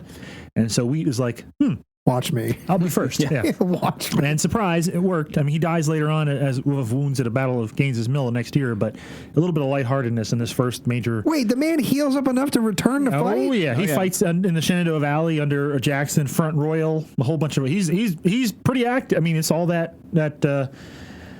protection for the lungs, I guess, that helps out. Yeah. Slows the bullet down just enough to Imagine allow. Sawbones be like, you're done. He's like, nope. No, I'm around. He's like, no, you're really. He's like, you're dead. Everybody I've ever. He's like, yeah, watch me. Like, wait, it doesn't work like that. He's like, So more men are coming up. New Hampshire, you've got the other Rhode Island unit. You've got a regiment of New Yorkers. And the New Yorkers, 71st New York, one of their companies is led by a guy named Van Horn Ellis, Augustus Van Horn Ellis. And his men have pulled from the Washington Navy Yard by hand 2 boat howitzers. And Van Horn Ellis gets famous later on, a place called Gettysburg, in charge of the Orange Blossoms, and he gets killed there. But beforehand, he pulls his men, not himself, pull these 2 boat howitzers. So guns that are supposed to be on a ship are at Manassas. So take that. Other parks that don't have naval boat howitzers, start with the first one. Why not have boat howitzers at it? Yeah, that was one of the cool things that I got to experience sort of secondhand. My team, my crew, was part of the dedication for when those guns were just recently placed at the park. I had to work my day job, so I had to miss that, but I was honored to have guys that I trust and fire the parrot rifle with all the time as part of that dedication. So it's cool that you can now go down to the green and gray site there and see those boat howitzers. Those guns are pretty cool. They are pretty sweet. So so Burnside's got his full brigade in it. And remember, he's got a brigade behind him, but his division commander, David Hunter's riding around, and David Hunter's got a really, really cool birthday present because the 21st of July is his birthday. So he's 59 years old, and he gets a battle for his birthday. Sweet. He also gets something else. It's a Confederate bullet that nicks him in the neck. So he Not gets a sweet. bullet and a battle for his birthday. He ends up living because, again, he does some stuff with slavery later on that upsets the Lincoln administration. But more on that if you go to Fort Pulaski. Yes. Yeah, Robert E. Lee's handiwork right down there. Also, a lot of gets guys perforated like who are cheese. getting wounded and telling Another sawbones. great site, though. Yeah, not dying today, by the way. It's another guy. He's like, I'm bleeding, but I'm not dying. Doctors are like, what am I doing here? Everybody's deciding they're living. So command goes to Burnside, and then ultimately to Hunter, to Porter, Andrew Porter, his second brigade. And so this full weight of this first division rides up. Burnside to the left of the road, Porter to the right side of the road. What's the Confederate perspective? Evans has been buying a good amount of time. He turns around. He sees about 2,500 fresh troops on Henry Hill behind him. And he sees a battery of artillery under a guy named Imboden. Imboden's throwing shells, but the primary target is to buy time. Why is that infantry on that back hill? He rides over, and this is a combined force, 2 brigades from the army that's not supposed to be present. Right. Commanded by a guy named Barnard Elliott B., commands 1 brigade, and Francis Stebbins Bartow commands the other brigade. And Evans pleads with B, get your men over here as quick as you can to help me out. And B has moved to the sound of the guns, but is not sure if he wants to keep going. He's on a big hill. Now that I'm here, Yeah, He he's sees it, This it's is like, a what's bad going on? idea. Well, it so happens that B and Evans had been friends before the war, and that Evans was B's best man at his wedding. So B's thinking, yeah, I'm going to help you out. I got to bail you out. So B's men, you got Alabamians, you got Georgians, you got Mississippians that flood Matthews Hill. And so now it becomes this huge brawl going on that hill. Now, remind you again, Matthews Hill, just to the east of it, 1.5 miles, is Bull Run and the Stone Bridge. And it's there that the division of Daniel Tyler has been sort of pretending that they exist. One of those brigades is commanded by William Tecumseh Sherman. And Sherman had noticed earlier in the day a Confederate officer riding into Bull Run to give the location of a ford away. This very flamboyant officer, may have been Wheat, who knows, rode down and is waving or doing stuff against the Union soldiers. And Sherman remembers this, and he decides, let's act. And single file, his large brigade is going to move down the steep slope, cross Bull Run, and up the next steep slope, arriving on the right flank of the Confederate Army as they're dueling on Matthews Hill.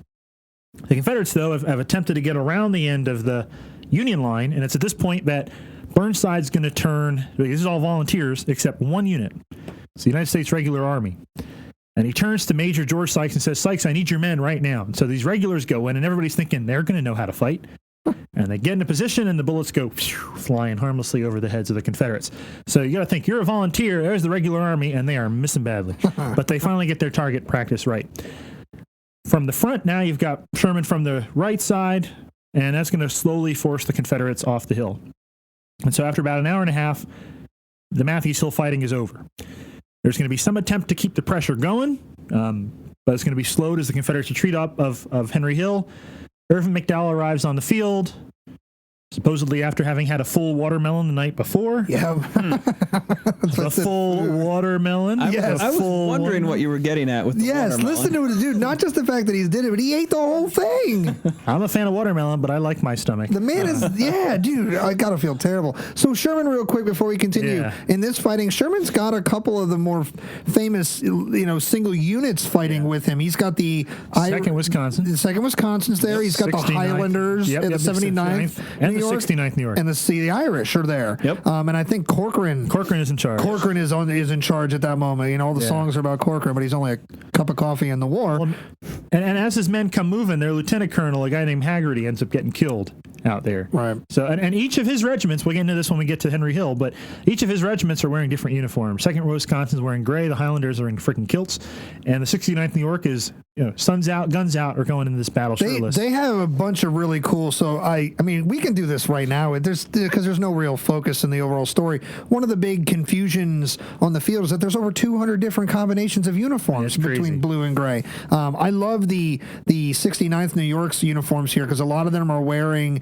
like short zouave jackets with green sashes, right? And then just the plate of a vest, like false vests. It's a really cool looking uniform. It's a kit I would love to put together, especially because they got the cool green sash with it. Like your average infantry guy had a sash. It's like, pizzazz. I love pizzazz. A lot of it to be found on those hills on that day. Yeah, I mean, we teased it with the Minnesotans, right? I said that here they're wearing red shirts, and you said there's, second Wisconsin's wearing gray, which you think this is a war of blue and the gray. Well, guess what, fellas? There's like guys like the 33rd Virginia, which look like federal troops because they're wearing dark blue uniforms and everything. And then you got 5th New York, 2nd Wisconsin are wearing gray uniforms. So and why not go back to the Revolution? Some of those Confederates under a brigade to be named, player to be named later, are wearing Revolutionary. Yeah, the Morgan Guard. The tailed coats. That's right. That's right. So just prepare to have your mind blown if you ever get into the uniform conversation of what it physically looked like on the battlefield. Like rainbow. It was literally a military rainbow. It's insane. 200 different uniforms. So we're only an hour and a half into this. Right. So McDowell's going to ride up. Everybody's excited, jumping up and down, and he says, "My tummy hurts." Yeah. I mean, somehow he overcomes that enough to say, "Victory, victory! The day is ours," and then proceeds to put the brakes on for a couple of hours. Go to have lunch. Now again, he's got more men, right? He sends Burnside's men back. They had done a whole bunch of the fighting. He's got a 6-mile long column, so.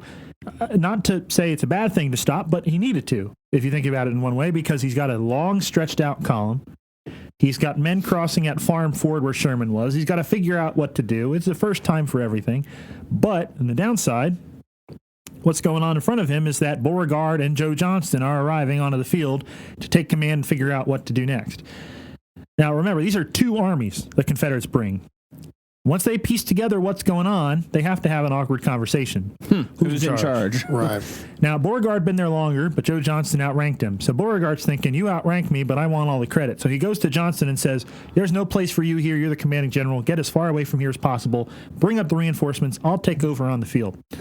So if there's a winner to be had, who's going to get the credit? The guy doing the fighting. Right. Clever. But very clever. Who's in charge is Joe Johnston, and whose men are doing all the fighting is Joe Johnston. So Beauregard's really up there with the other guy's troops. Give me all your money, and I'm going to take all the credit when this goes well. That's basically what he just said. So on Henry Hill, piecing together is a 2,500-man brigade of the 2nd, the 5th, the 4th, the 2nd, the 4th, the 5th, the 27th, and the 33rd Virginia, largely Shenandoah Valley boys, under the command of Thomas Jonathan Jackson. In front of him is a line of 13 cannons. To his right is a regiment called the Hampton Legion, who is being pushed on by guys under Erasmus Keyes.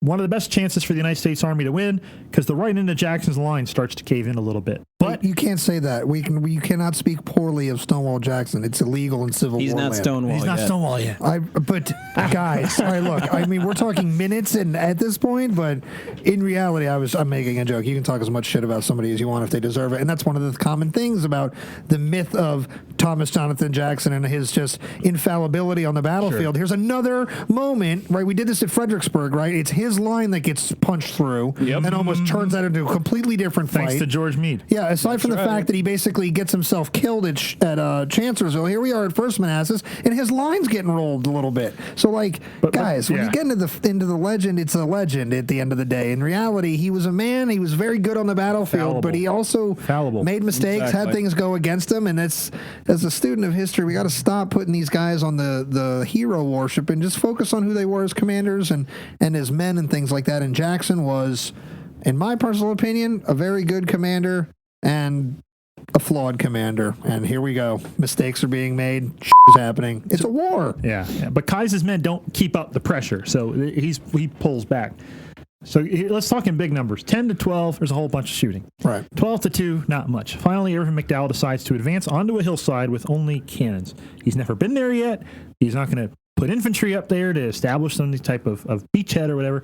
Let's just throw 11 cannons up there. 2 batteries commanded by Aim Ricketts and Griffin. I was going to say. Does he still think the day is won? Largely. So that's part of this mentality, right? Is like just send some parting shots over these idiots' heads. Now, these guns can shoot 1.5 miles plus. Yep. Right. Instead of keeping them 1.5 miles away, as these two officers are saying, you idiot, stay back here, he orders them forward. And so from 1.5 miles away to 300 yards away, 900 feet, well within range. So there's an artillery duel across this hill called Henry Hill. Very short range. Oh, yeah. And this really, really quickly makes Ricketts's battery, 6 guns, basically useless. Finally, the 1st Infantry is thrown on the hill, and it's a combination of different units. You've got the United States Marine Corps. You got the 1st, Marine Corps. Yeah, their moment in the field here. Exactly. You've got the 1st Minnesota, and you've got men of the 11th New York, the Fire Zouaves. And they come across the field, and in front of them are Virginians, and it takes a little bit, but Samuel Heintzelman, the division commander, right, 1 rank removed away from overall command, think Reynolds at Gettysburg, is up in front, pointing and saying, shoot, do it. The enemy is right there. And so these men are only, 10, 15 or so minutes back and forth.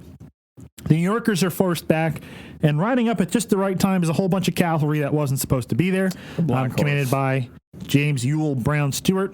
And so you think you've been fired upon for the first time, you retreat, and now you've got guys on horses, crazed, trying to kill you. Running you down. So this is not good and the New Yorkers are not going to really fight for the rest of the day. So Jackson's men are in front. There's some infantry, but the majority is this artillery that wants to fire down the end of the Confederate line. So a guy named Charles Griffin is going to take 2 guns, 2 howitzers, swing them around to the right end of the Union line of battle to fire down the Confederate line. And it's at this point that he comes upon soldiers in front of him. And he thinks that based on the direction they're approaching, that they're the enemy. So he turns in one direction to fire at them, just as William Barry, the Army's chief of artillery, rides up and says, "Don't shoot, that's your support." Now, there is truth that there were men to his right that were supports, men from Minnesota and some New Yorkers. But the direction they're coming from is not from behind. Yeah, that's not who Griffin in front, sees. swinging around. And so while this argument's going on, this is the 33rd Virginia, commanded by Colonel Arthur Cummings. If you watch Gods and Generals, they don't do it right, but Shocker. It shows them crossing a huge hill when in reality it's only they get within 20 yards, level their muskets, and as Griffin says, that was the end of us. Right. One soldier also writes that 50 horses littered the ground just after that, volleying another one later. But it's a very quick turn, because those Confederates are forced back again by Minnesotans and the 14th Brooklyn. So the support shows up. Shows up right away. So, but the moral of the story here is that both sides now begin to realize that artillery is useless. So these 2 guns are sitting there. Ricketts' 6 guns are there immobilized because of the infantry fight and the artillery duel. So he's able to pull back his 3 guns. So there are now 6 and 2. There's 8 United States Army cannon ripe for the taking. Jackson pulls his 13 back, and parts of his line surge forward. Now, we're in the later afternoon at this point, and by this point, the legend has been created. How is it created? Well, it's created by a guy named Barnard Elliott Bee, Brigadier General, Confederate States of America, who happens to get a bullet by the end of the day and is killed. He's Jackson's biggest fan. Yeah. We yeah. The look Matt just saw me was the best. He was like, "You smart ass." So, as Bee's talking to men, so the story goes with Bee is that he's a crazed man on the day of the battle. He's riding all over the place. His men have had time to rally. They've had about 2+ hours to rally. And as some of his men say, the only people that needed rallying that day were not us, but our commander. Because evidently Bee is riding all over the place, making a fool of himself. All right. And he comes upon soldiers from some unit and he says, "Whose men are you?" And they look around and they're like, "Yours." So Bee begins to lead them forward and he says something. And as these men lead forward, as he approaches the field of battle, he gets shot and will die later on. Very important here is that the eyewitnesses in the 4th Alabama, who he's talking to, write down, there's multiple accounts of it, of what Bee said. A 1/4+ mile away, men from the 33rd Virginia, in the middle of a battle, can hear something 1/4 mile away. Yes, please do this. I'm so happy. And they write something down. They both can agree on the same thing. There stands Jackson like a stone wall. The 4th Alabama, let us go to his assistance. The 33rd Virginia, let us determine to die here today and we will conquer. Rally behind the Virginians. Now think about that. That's 2 different meanings. Rally behind the Virginians. That means we're the need of rallying. Right. And they're going to save the day. Let us go to his assistance means let's fight. We've rallied. Let's go. Right. So it's up to you which meaning you want to go with, but it also depends on you've got eyewitnesses and you've got men a quarter of a mile away with a whole bunch of shooting going on. Who do you believe? So it's good or bad, Jackson, but there's your legend. That's the mark of a good interpreter right there, folks. He's laid out the story for both sides and is allowing you to make the determination. So well done, sir. You also don't really have the choice, because I think the choice he just laid out was you have common sense or you're a dingus. Because that's perspective. Perspective. Exactly. That's not him putting that there. I know. But like, there's people who are going to be like, well, of course Virginians heard it. Or dur, as I bring that back. Now, I mentioned B was Jackson's biggest fan, so this is a huge moment of controversy, because there's a lot of people that think that this is a shot, a slight at Jackson, the implication being that there stands Jackson doing nothing while we're getting chewed up and things like that. So can you touch on that for a minute? Like, touch on it in a number of ways. Where does the community seem to land on this? Where do you personally land on this? Do you think this was a shot? Do you think Bernard B was like, F that guy? No, I think Bernard B was in need of help personally, and he found his men. And he's like, we're going to keep this fight going. Let's go help him out. I don't think it was a slight. I think it was, there's a guy fighting up there that is in, this idea of we're all, his High School Musical, we're all in this together. Let's keep this fight going. We've been torn to shreds all morning. Here's a chance to fight. Let's go do it. Let's prove ourselves that we retreated off of a hill 3 hours earlier. Here's our chance to actually create this, as we talked about earlier, legitimacy. Let's legitimize this cause, and let's go push those Yankees off this hill. And so, how are we going to do it? Let's go help the guy who's already fighting out, and yeah, that's where I sit. Personal. So then let me ask you this question. Why do you think, and as somebody who loves to take shots at General Jackson, like, certain groups from Carolina, why do you think that there is this sort of, I guess, narrative that exists that B was taking this shot? I've heard it literally interpreted by Green and Gray on Henry Hill, where they say that, they'll talk about the legend and they'll say, but there's strong evidence to suggest that this was kind of some shade being thrown at Jackson. Like, maybe he's not moving quick enough. Like, oh, look at these guys all fresh and chilling on this hill. I'd go with the legend had been created. And so Jackson's men wanted to join in the fun. Sure. And then their commander is killed, so we've got to keep his legacy going. And enter Lost Cause. Yeah. And I think that perspective is what leads the slight. It's like, oh my God, we need to defend him. It's not, I feel like I'm talking in circles. No, I mean, it's an important question, because I personally have always found myself not really buying look at this great moment of inspiration. Like, because the personal history between the two guys, like, Bernard B is not a fan of Jackson. Not a lot of people are a fan of Jackson. He's a weird dude. He's done some very weird stuff. Yes, exactly. I mean, the man sits with his, I'm sitting in a really comfy chair right now, and I can, as we're talking about this, I can feel my lower back touching the back of this chair. Jackson, like an inch and a half of space. Why? Sit straight up so all your organs live in harmony and you don't get bad juju or whatever. So, yep. There's an arm up in the air. Yeah, right. He rides Keep around like that. In balance. Sucks on lemons that never actually happened. He'd be a bad professor too. But definitely, he would start back over if you were interrupting him. Yeah, word for word. Word for word. So you've interrupted me. So I guess we have to take back the last 2 hours of our. They did touch on that in Gods and Generals, which of all the weird things to touch on, they did do that word for word. Yeah, word for word. Yeah. But anyway, so that's why I've always kind of been fascinated by this question. Since Matt and I hooked up years ago, I have told him one of my favorite things to do is to ask questions, and whether I know they're ridiculous or not, I think the asking of questions leads to a broader conversation. And I like to ask, some of the. You have never been afraid to ask a ridiculous question. question. No, I will give you why? that. I have no shame. No shame. But, we've done this rabbit hole thing with Titanic and Olympic, right? At some point we're going to do Kennedy controversies, and those are huge stories. There but here, were 2 shooters. that's right. Here is... I'm just a patsy. That's right. Here is a not so much a controversy of the war, but it's a controversy of the legend of the war. Sure. Right? And I've always found myself being like, I know that B doesn't like this guy. And he definitely, personally speaking, if I just had my ass chewed up a little bit like B's guys had for a little bit, and I see a very fresh set of guys maybe not moving, I might not be inclined to be like, let's go help him. I'd be like, where is this jabroni? Yeah. So that's where my brain has always been like, well, that makes sense to me. Yeah. I would like to think Bernard B. used the term jabroni. Jabroni. Dude, it's a term in common usage.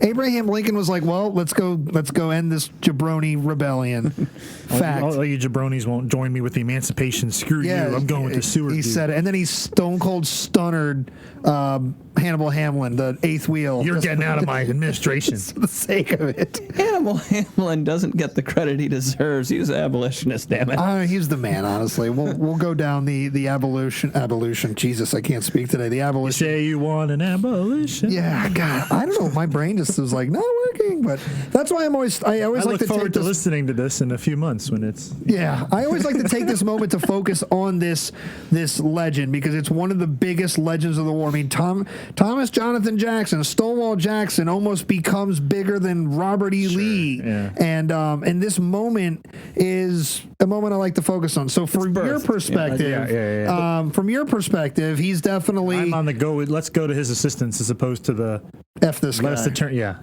Let's help him out. All right, cool. That's fine. And so B ends up getting killed.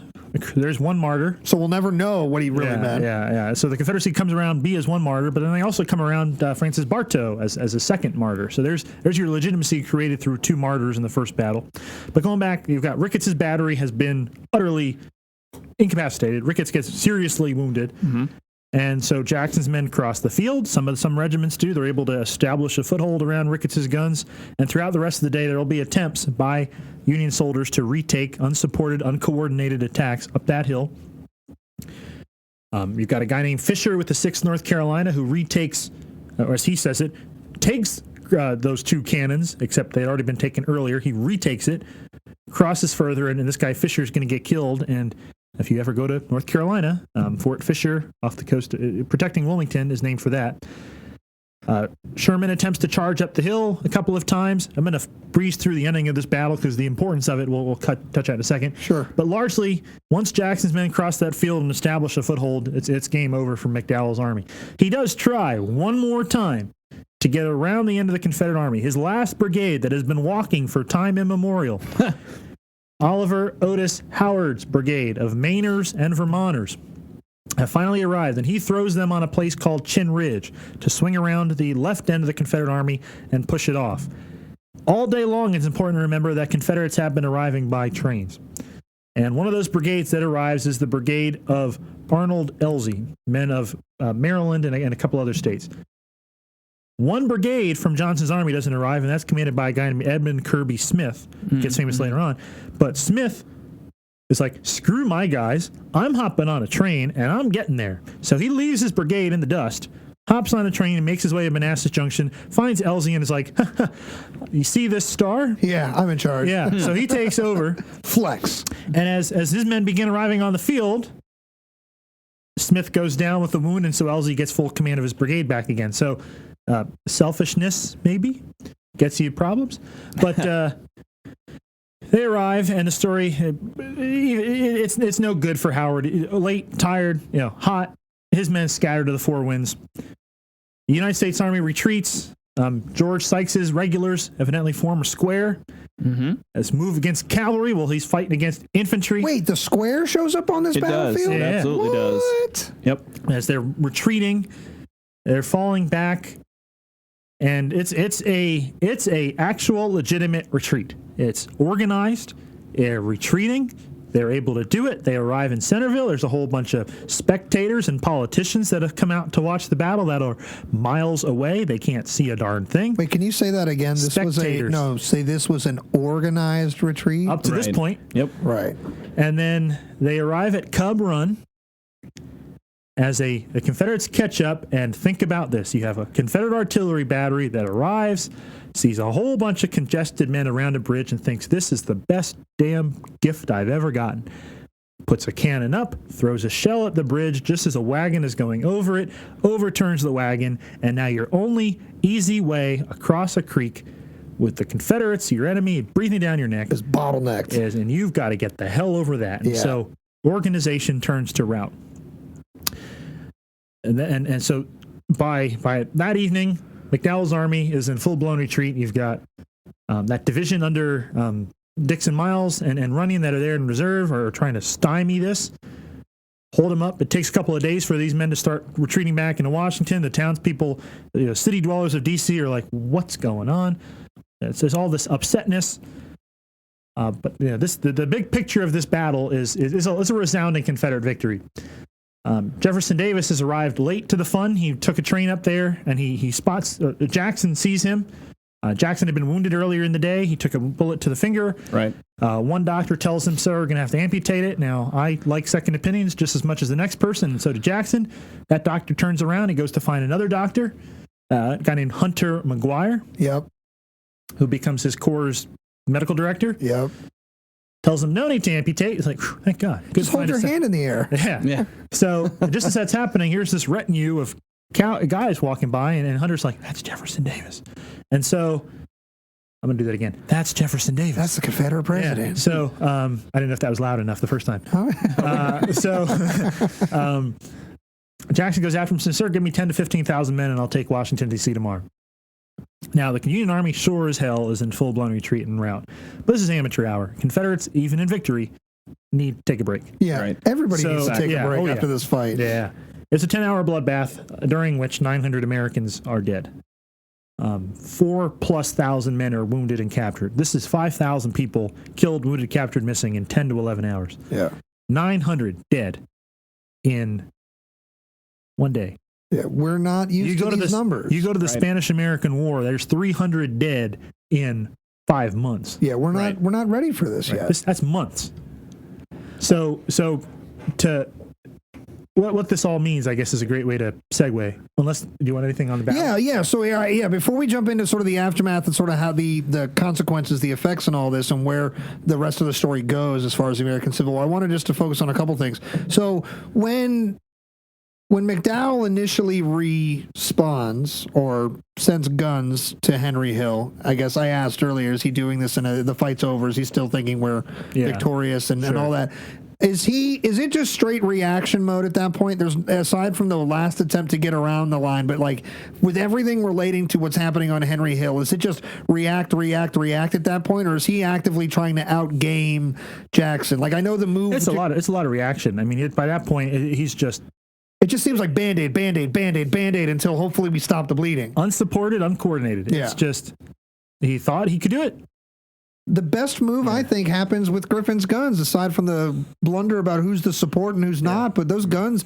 So just to orient you, if you're familiar with the modern day layout of the battlefield, visitor center, and things like that, if you're taking in the view, physically walking it, or just looking from the visitor center to Henry House, looking northbound, you're looking along the line of guns, Ricketts and Griffins and things like that. And if you're wondering where these two guns we talked about, he says, backside of the parking lot. Look on the other side of the parking lot. Like right as you're driving in. If you're driving in to the parking lot and the visitor center is on your left, look to your right. There are two guns out in the field there right now. One gun or two guns? Two guns. And those are roughly in the place of where Griffin's guns got rolled up to. So just to kind of tell you about all that. So next question I have is in relation to specifically, I asked you to say about the orderly nature that the retreat was in its first stages. I think there's, again, I love to attack myths, and I think one of the big myths is that the Union Army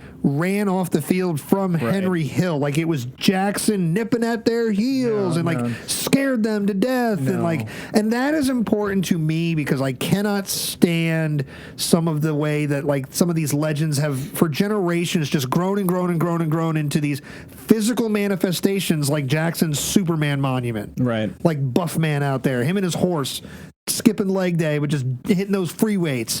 But like I think that was important to state that, yes, this is a rout. I'm not denying that. I don't think there's a single person that talks about First Manassas that would describe the end of this battle as anything other than a rout. But the end doesn't start that way. It only becomes that way because of a wagon getting turned over and just everything, going to hell from there. But it's not Jackson. And also Jackson's fight on Henry Hill takes a long time. There's a back and forth. It's a couple hours. Yeah, it's bloody. It's not like like movie shows you, he shows up and sweeps across and Jeb Stewart rides to the epic score and it's over. Like, that's not it. And I appreciate you letting me sort of focus on that for a minute, because I think it's important as far as getting it right. Yeah.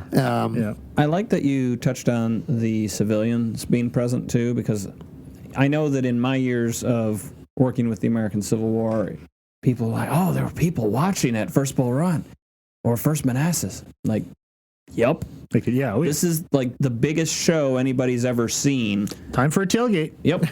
They're there because they think they're going to win, that they think they're going to actually see the end of the rebellion right here. That's not that profound. You'd go too, probably. Now, I would go in a heartbeat. Yeah, why not? Now, what's interesting is that it's not the only time it happens. We have people watching the bombardment of Sumter and Charleston. On the roofs, yep. Yep. You've got people watching the fight at Gettysburg. Not a lot of them, but there's a few. At friggin' Manassas, the fighting west of Frederick, Maryland, Wallace is ordering his troops to get those people out of the streets because they're watching the fight. You're in a war zone? Jesus. This is something horrifyingly fascinating, and people are they want to be part of it, right? And like you've said many a times, Pat, people are people. It's the macabre. We're all drawn to the wheel. Like, I hate seeing roadkill, but my eyes never not look at it. Yeah.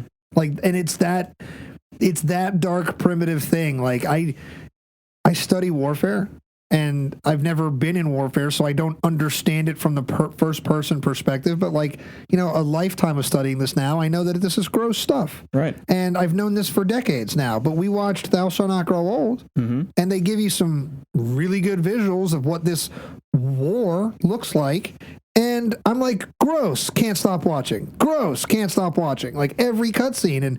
And I think that there's some of that present here. Aside from that, I want to watch either the rebellion be crushed, or I want to see our nation come to life. Like, there's all that. I think there's also people who are like, it's why people watch NASCAR for the wrecks.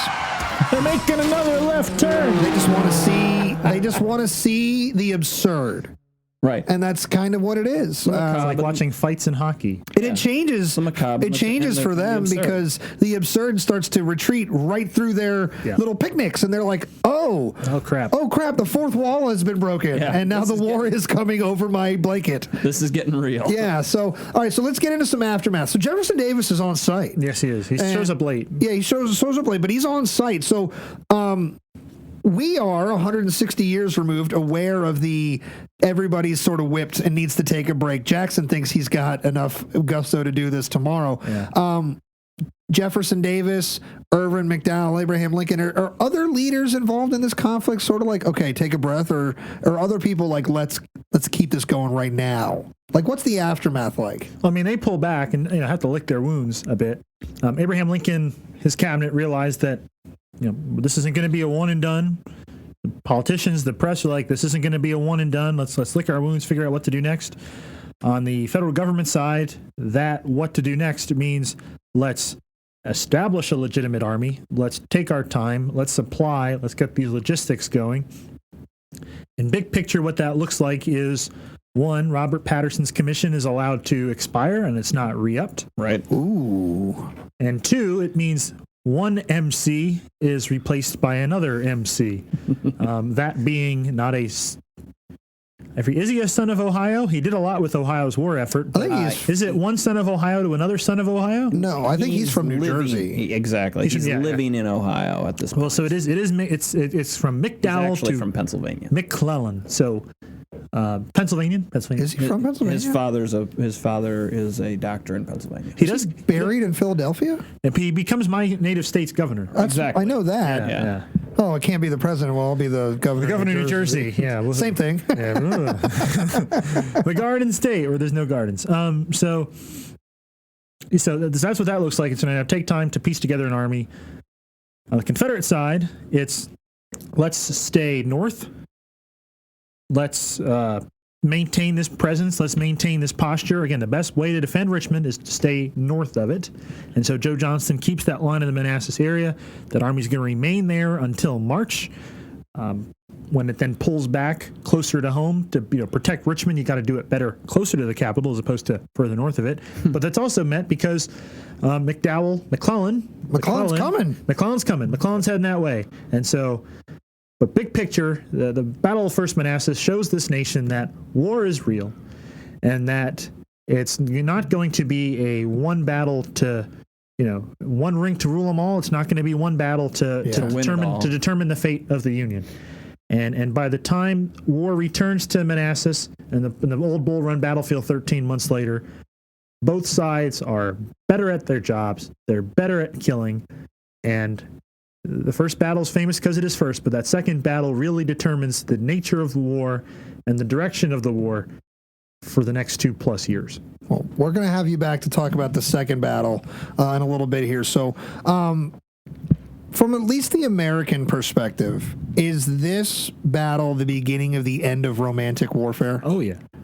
Like specifically this battle? Well, I mean, to a large extent, I would think so.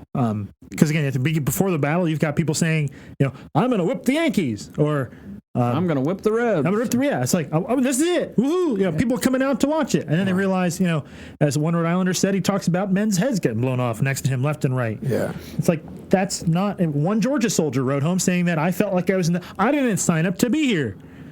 Right. I felt like I was in the very presence of death. And I wish the earth would just crack open and let me drop in. Like it goes from that naivety of, all the women will love us and we're going to go off and we're going to, we're going to do great. And then it's like, that dude just had his head blown off. I think about this moment in history all over the place, specifically recently with a lot of the work we've done on the show. I think about Kitchener's army showing up on the front. Brit, right? Yeah. But like a lot of the pals specifically, they all sign up together. All of us as friends, right, in the historical community. We all know each other. We sign up. We're fighting in the unit. We're like, woo, glory, all this stuff. And then suddenly, bang, you're gone. And it's violent and grisly how you guys are gone. Yeah. How come it's us and not you? Well, because I'm talking. If we talk, it'll be us too. What I'm really doing is I'm lashing out at season 2 stuff that I didn't get to finish, like when Rob burned my homestead. When Rob Ambrose, we were talking about burning the McGuire homestead. He's not here, but I just, I can't lash out. So I'm taking it out on you guys. You died on the Western Front. Sorry, fellas. Yeah. But is this, I guess the answer was yes. This is sort of this battle is the beginning of the end of romantic warfare. And it only gets worse from here. I mean, Manassas first Bull Run is the biggest. Wait for it. Up to that point. Right. Let's go to Shiloh. Biggest. Up to that point. Richmond stuff. Up to that point. Yeah. Second Manassas, which a future topic, but you're looking at 130,000+ humans on a 7 square mile plot of land. I mean, those armies look different than the armies we just talked about now. Like everything is going to continuously change over the next 4 years. Yep. All right, so I love this story. The Battle of First Manassas is near and dear to my heart. I started volunteering at that field when I knew nothing about it. And my entire career as a volunteer there has just been an evolution of learning to separate and dance delicately between myth, legend, and fact. That battlefield has a ton of all of that wrapped up into one story, specifically where we do the most of our interpretation of it, right? We're standing on the field where Stonewall Jackson became Stonewall Jackson. And I like to tell this story to a broader audience because we live in the Maryland campaign primarily with us. Our friends a little bit north of us, Matt and Eric from Addressing Gettysburg. Obviously, we focus on Gettysburg all the time and things like that. The undisclosed top secret stuff you do at the 64 site in Maryland, where Lew Wallace is a really, really good speed bump. That's a very apt description of what they are there. A very macabre way of saying. Yeah. Well, just to tie it back to the macabre stuff we do. But this is a story that I think that people overlook because it just gets bigger and badder, and not in the sense of grandness, but it's in death and destruction and horrific totality. So, all right. Well, let's wrap it up here for the day. We'll have Anthony back to talk about the Battle of Second Manassas, which we're very excited about because that leads right into Matt's wheelhouse of all things Maryland campaign. So I'm super looking forward. Matt's going to be in the lead on that episode. So a couple things before we get out here. You might have noticed that this episode did not come out on a first of a month. or on a Monday is our normal posting schedule for non-quarterly episodes. This episode came out right on a battle anniversary because as we have been doing all day today, we have been focusing on the 161st anniversary commemoration observation of the Battle of First Bull Run, First Manassas. So what does that mean coming up for us? Well, when we said in the mid-year episode, I hope you're ready to hang out with us a bunch this summer. Well, here's what that means in plain English, folks. Like cricket effects, I was just, for dramatic pause. We're going to be hanging out with you a lot. Means that there's going to be some extra episodes, some bonus episodes, right? I guess we've kind of turned the formerly bonus episode into a sort of quarterly support episode. They're not so much bonus anymore, when they're pretty regularly coming out. So here are some bonuses for you this summer. We'll be covering both battles at Manassas. And actually, off the top of my head, I'm not looking at our queue, so I want to keep it fresh. We just wanted to kind of give you a heads up that, out of our normal seasonal posting schedule, we've got a whole bunch of new cool stuff coming, so make sure you're following us on our social medias here, Facebook, Instagram, and on YouTube at the History Things Podcast. Make sure you're getting on our email list. We don't really have one, but I guess we could build one. You want emails from us? Just send us an email, and I'll just sort of send you information from time to time. Send us an email at historythingspodcast@gmail.com. All of the information about what is happening in our future will be in these places, and trust us, folks, there's a lot coming. There's a lot coming down the pipe. Put your helmets on. So I just wanted to make sure that you guys were aware that, this is sort of a fun summer for us. We're trying something new here just to kind of make sure that we're getting as many of the stories that we love out to you all. So as always, we thank you for hanging out with us. So for our guest today, Anthony Trusso, for my co-host Matt Borders, Matty B, I'm your co-host Pat McGuire. You've been listening to the History Things Podcast saying, see you later! Have a good night.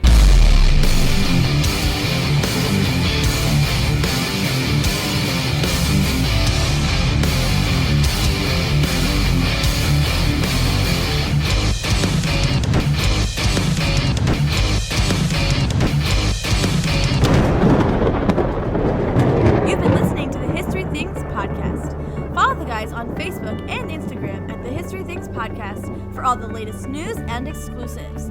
Make sure to also follow Pat and Matt on their social medias at History Things with Pat and at Matt Borders Books. Have a question, comment, or compliment for the show? Send us an email at historythingspodcast@gmail.com. Thanks for listening. We hope you enjoyed the show.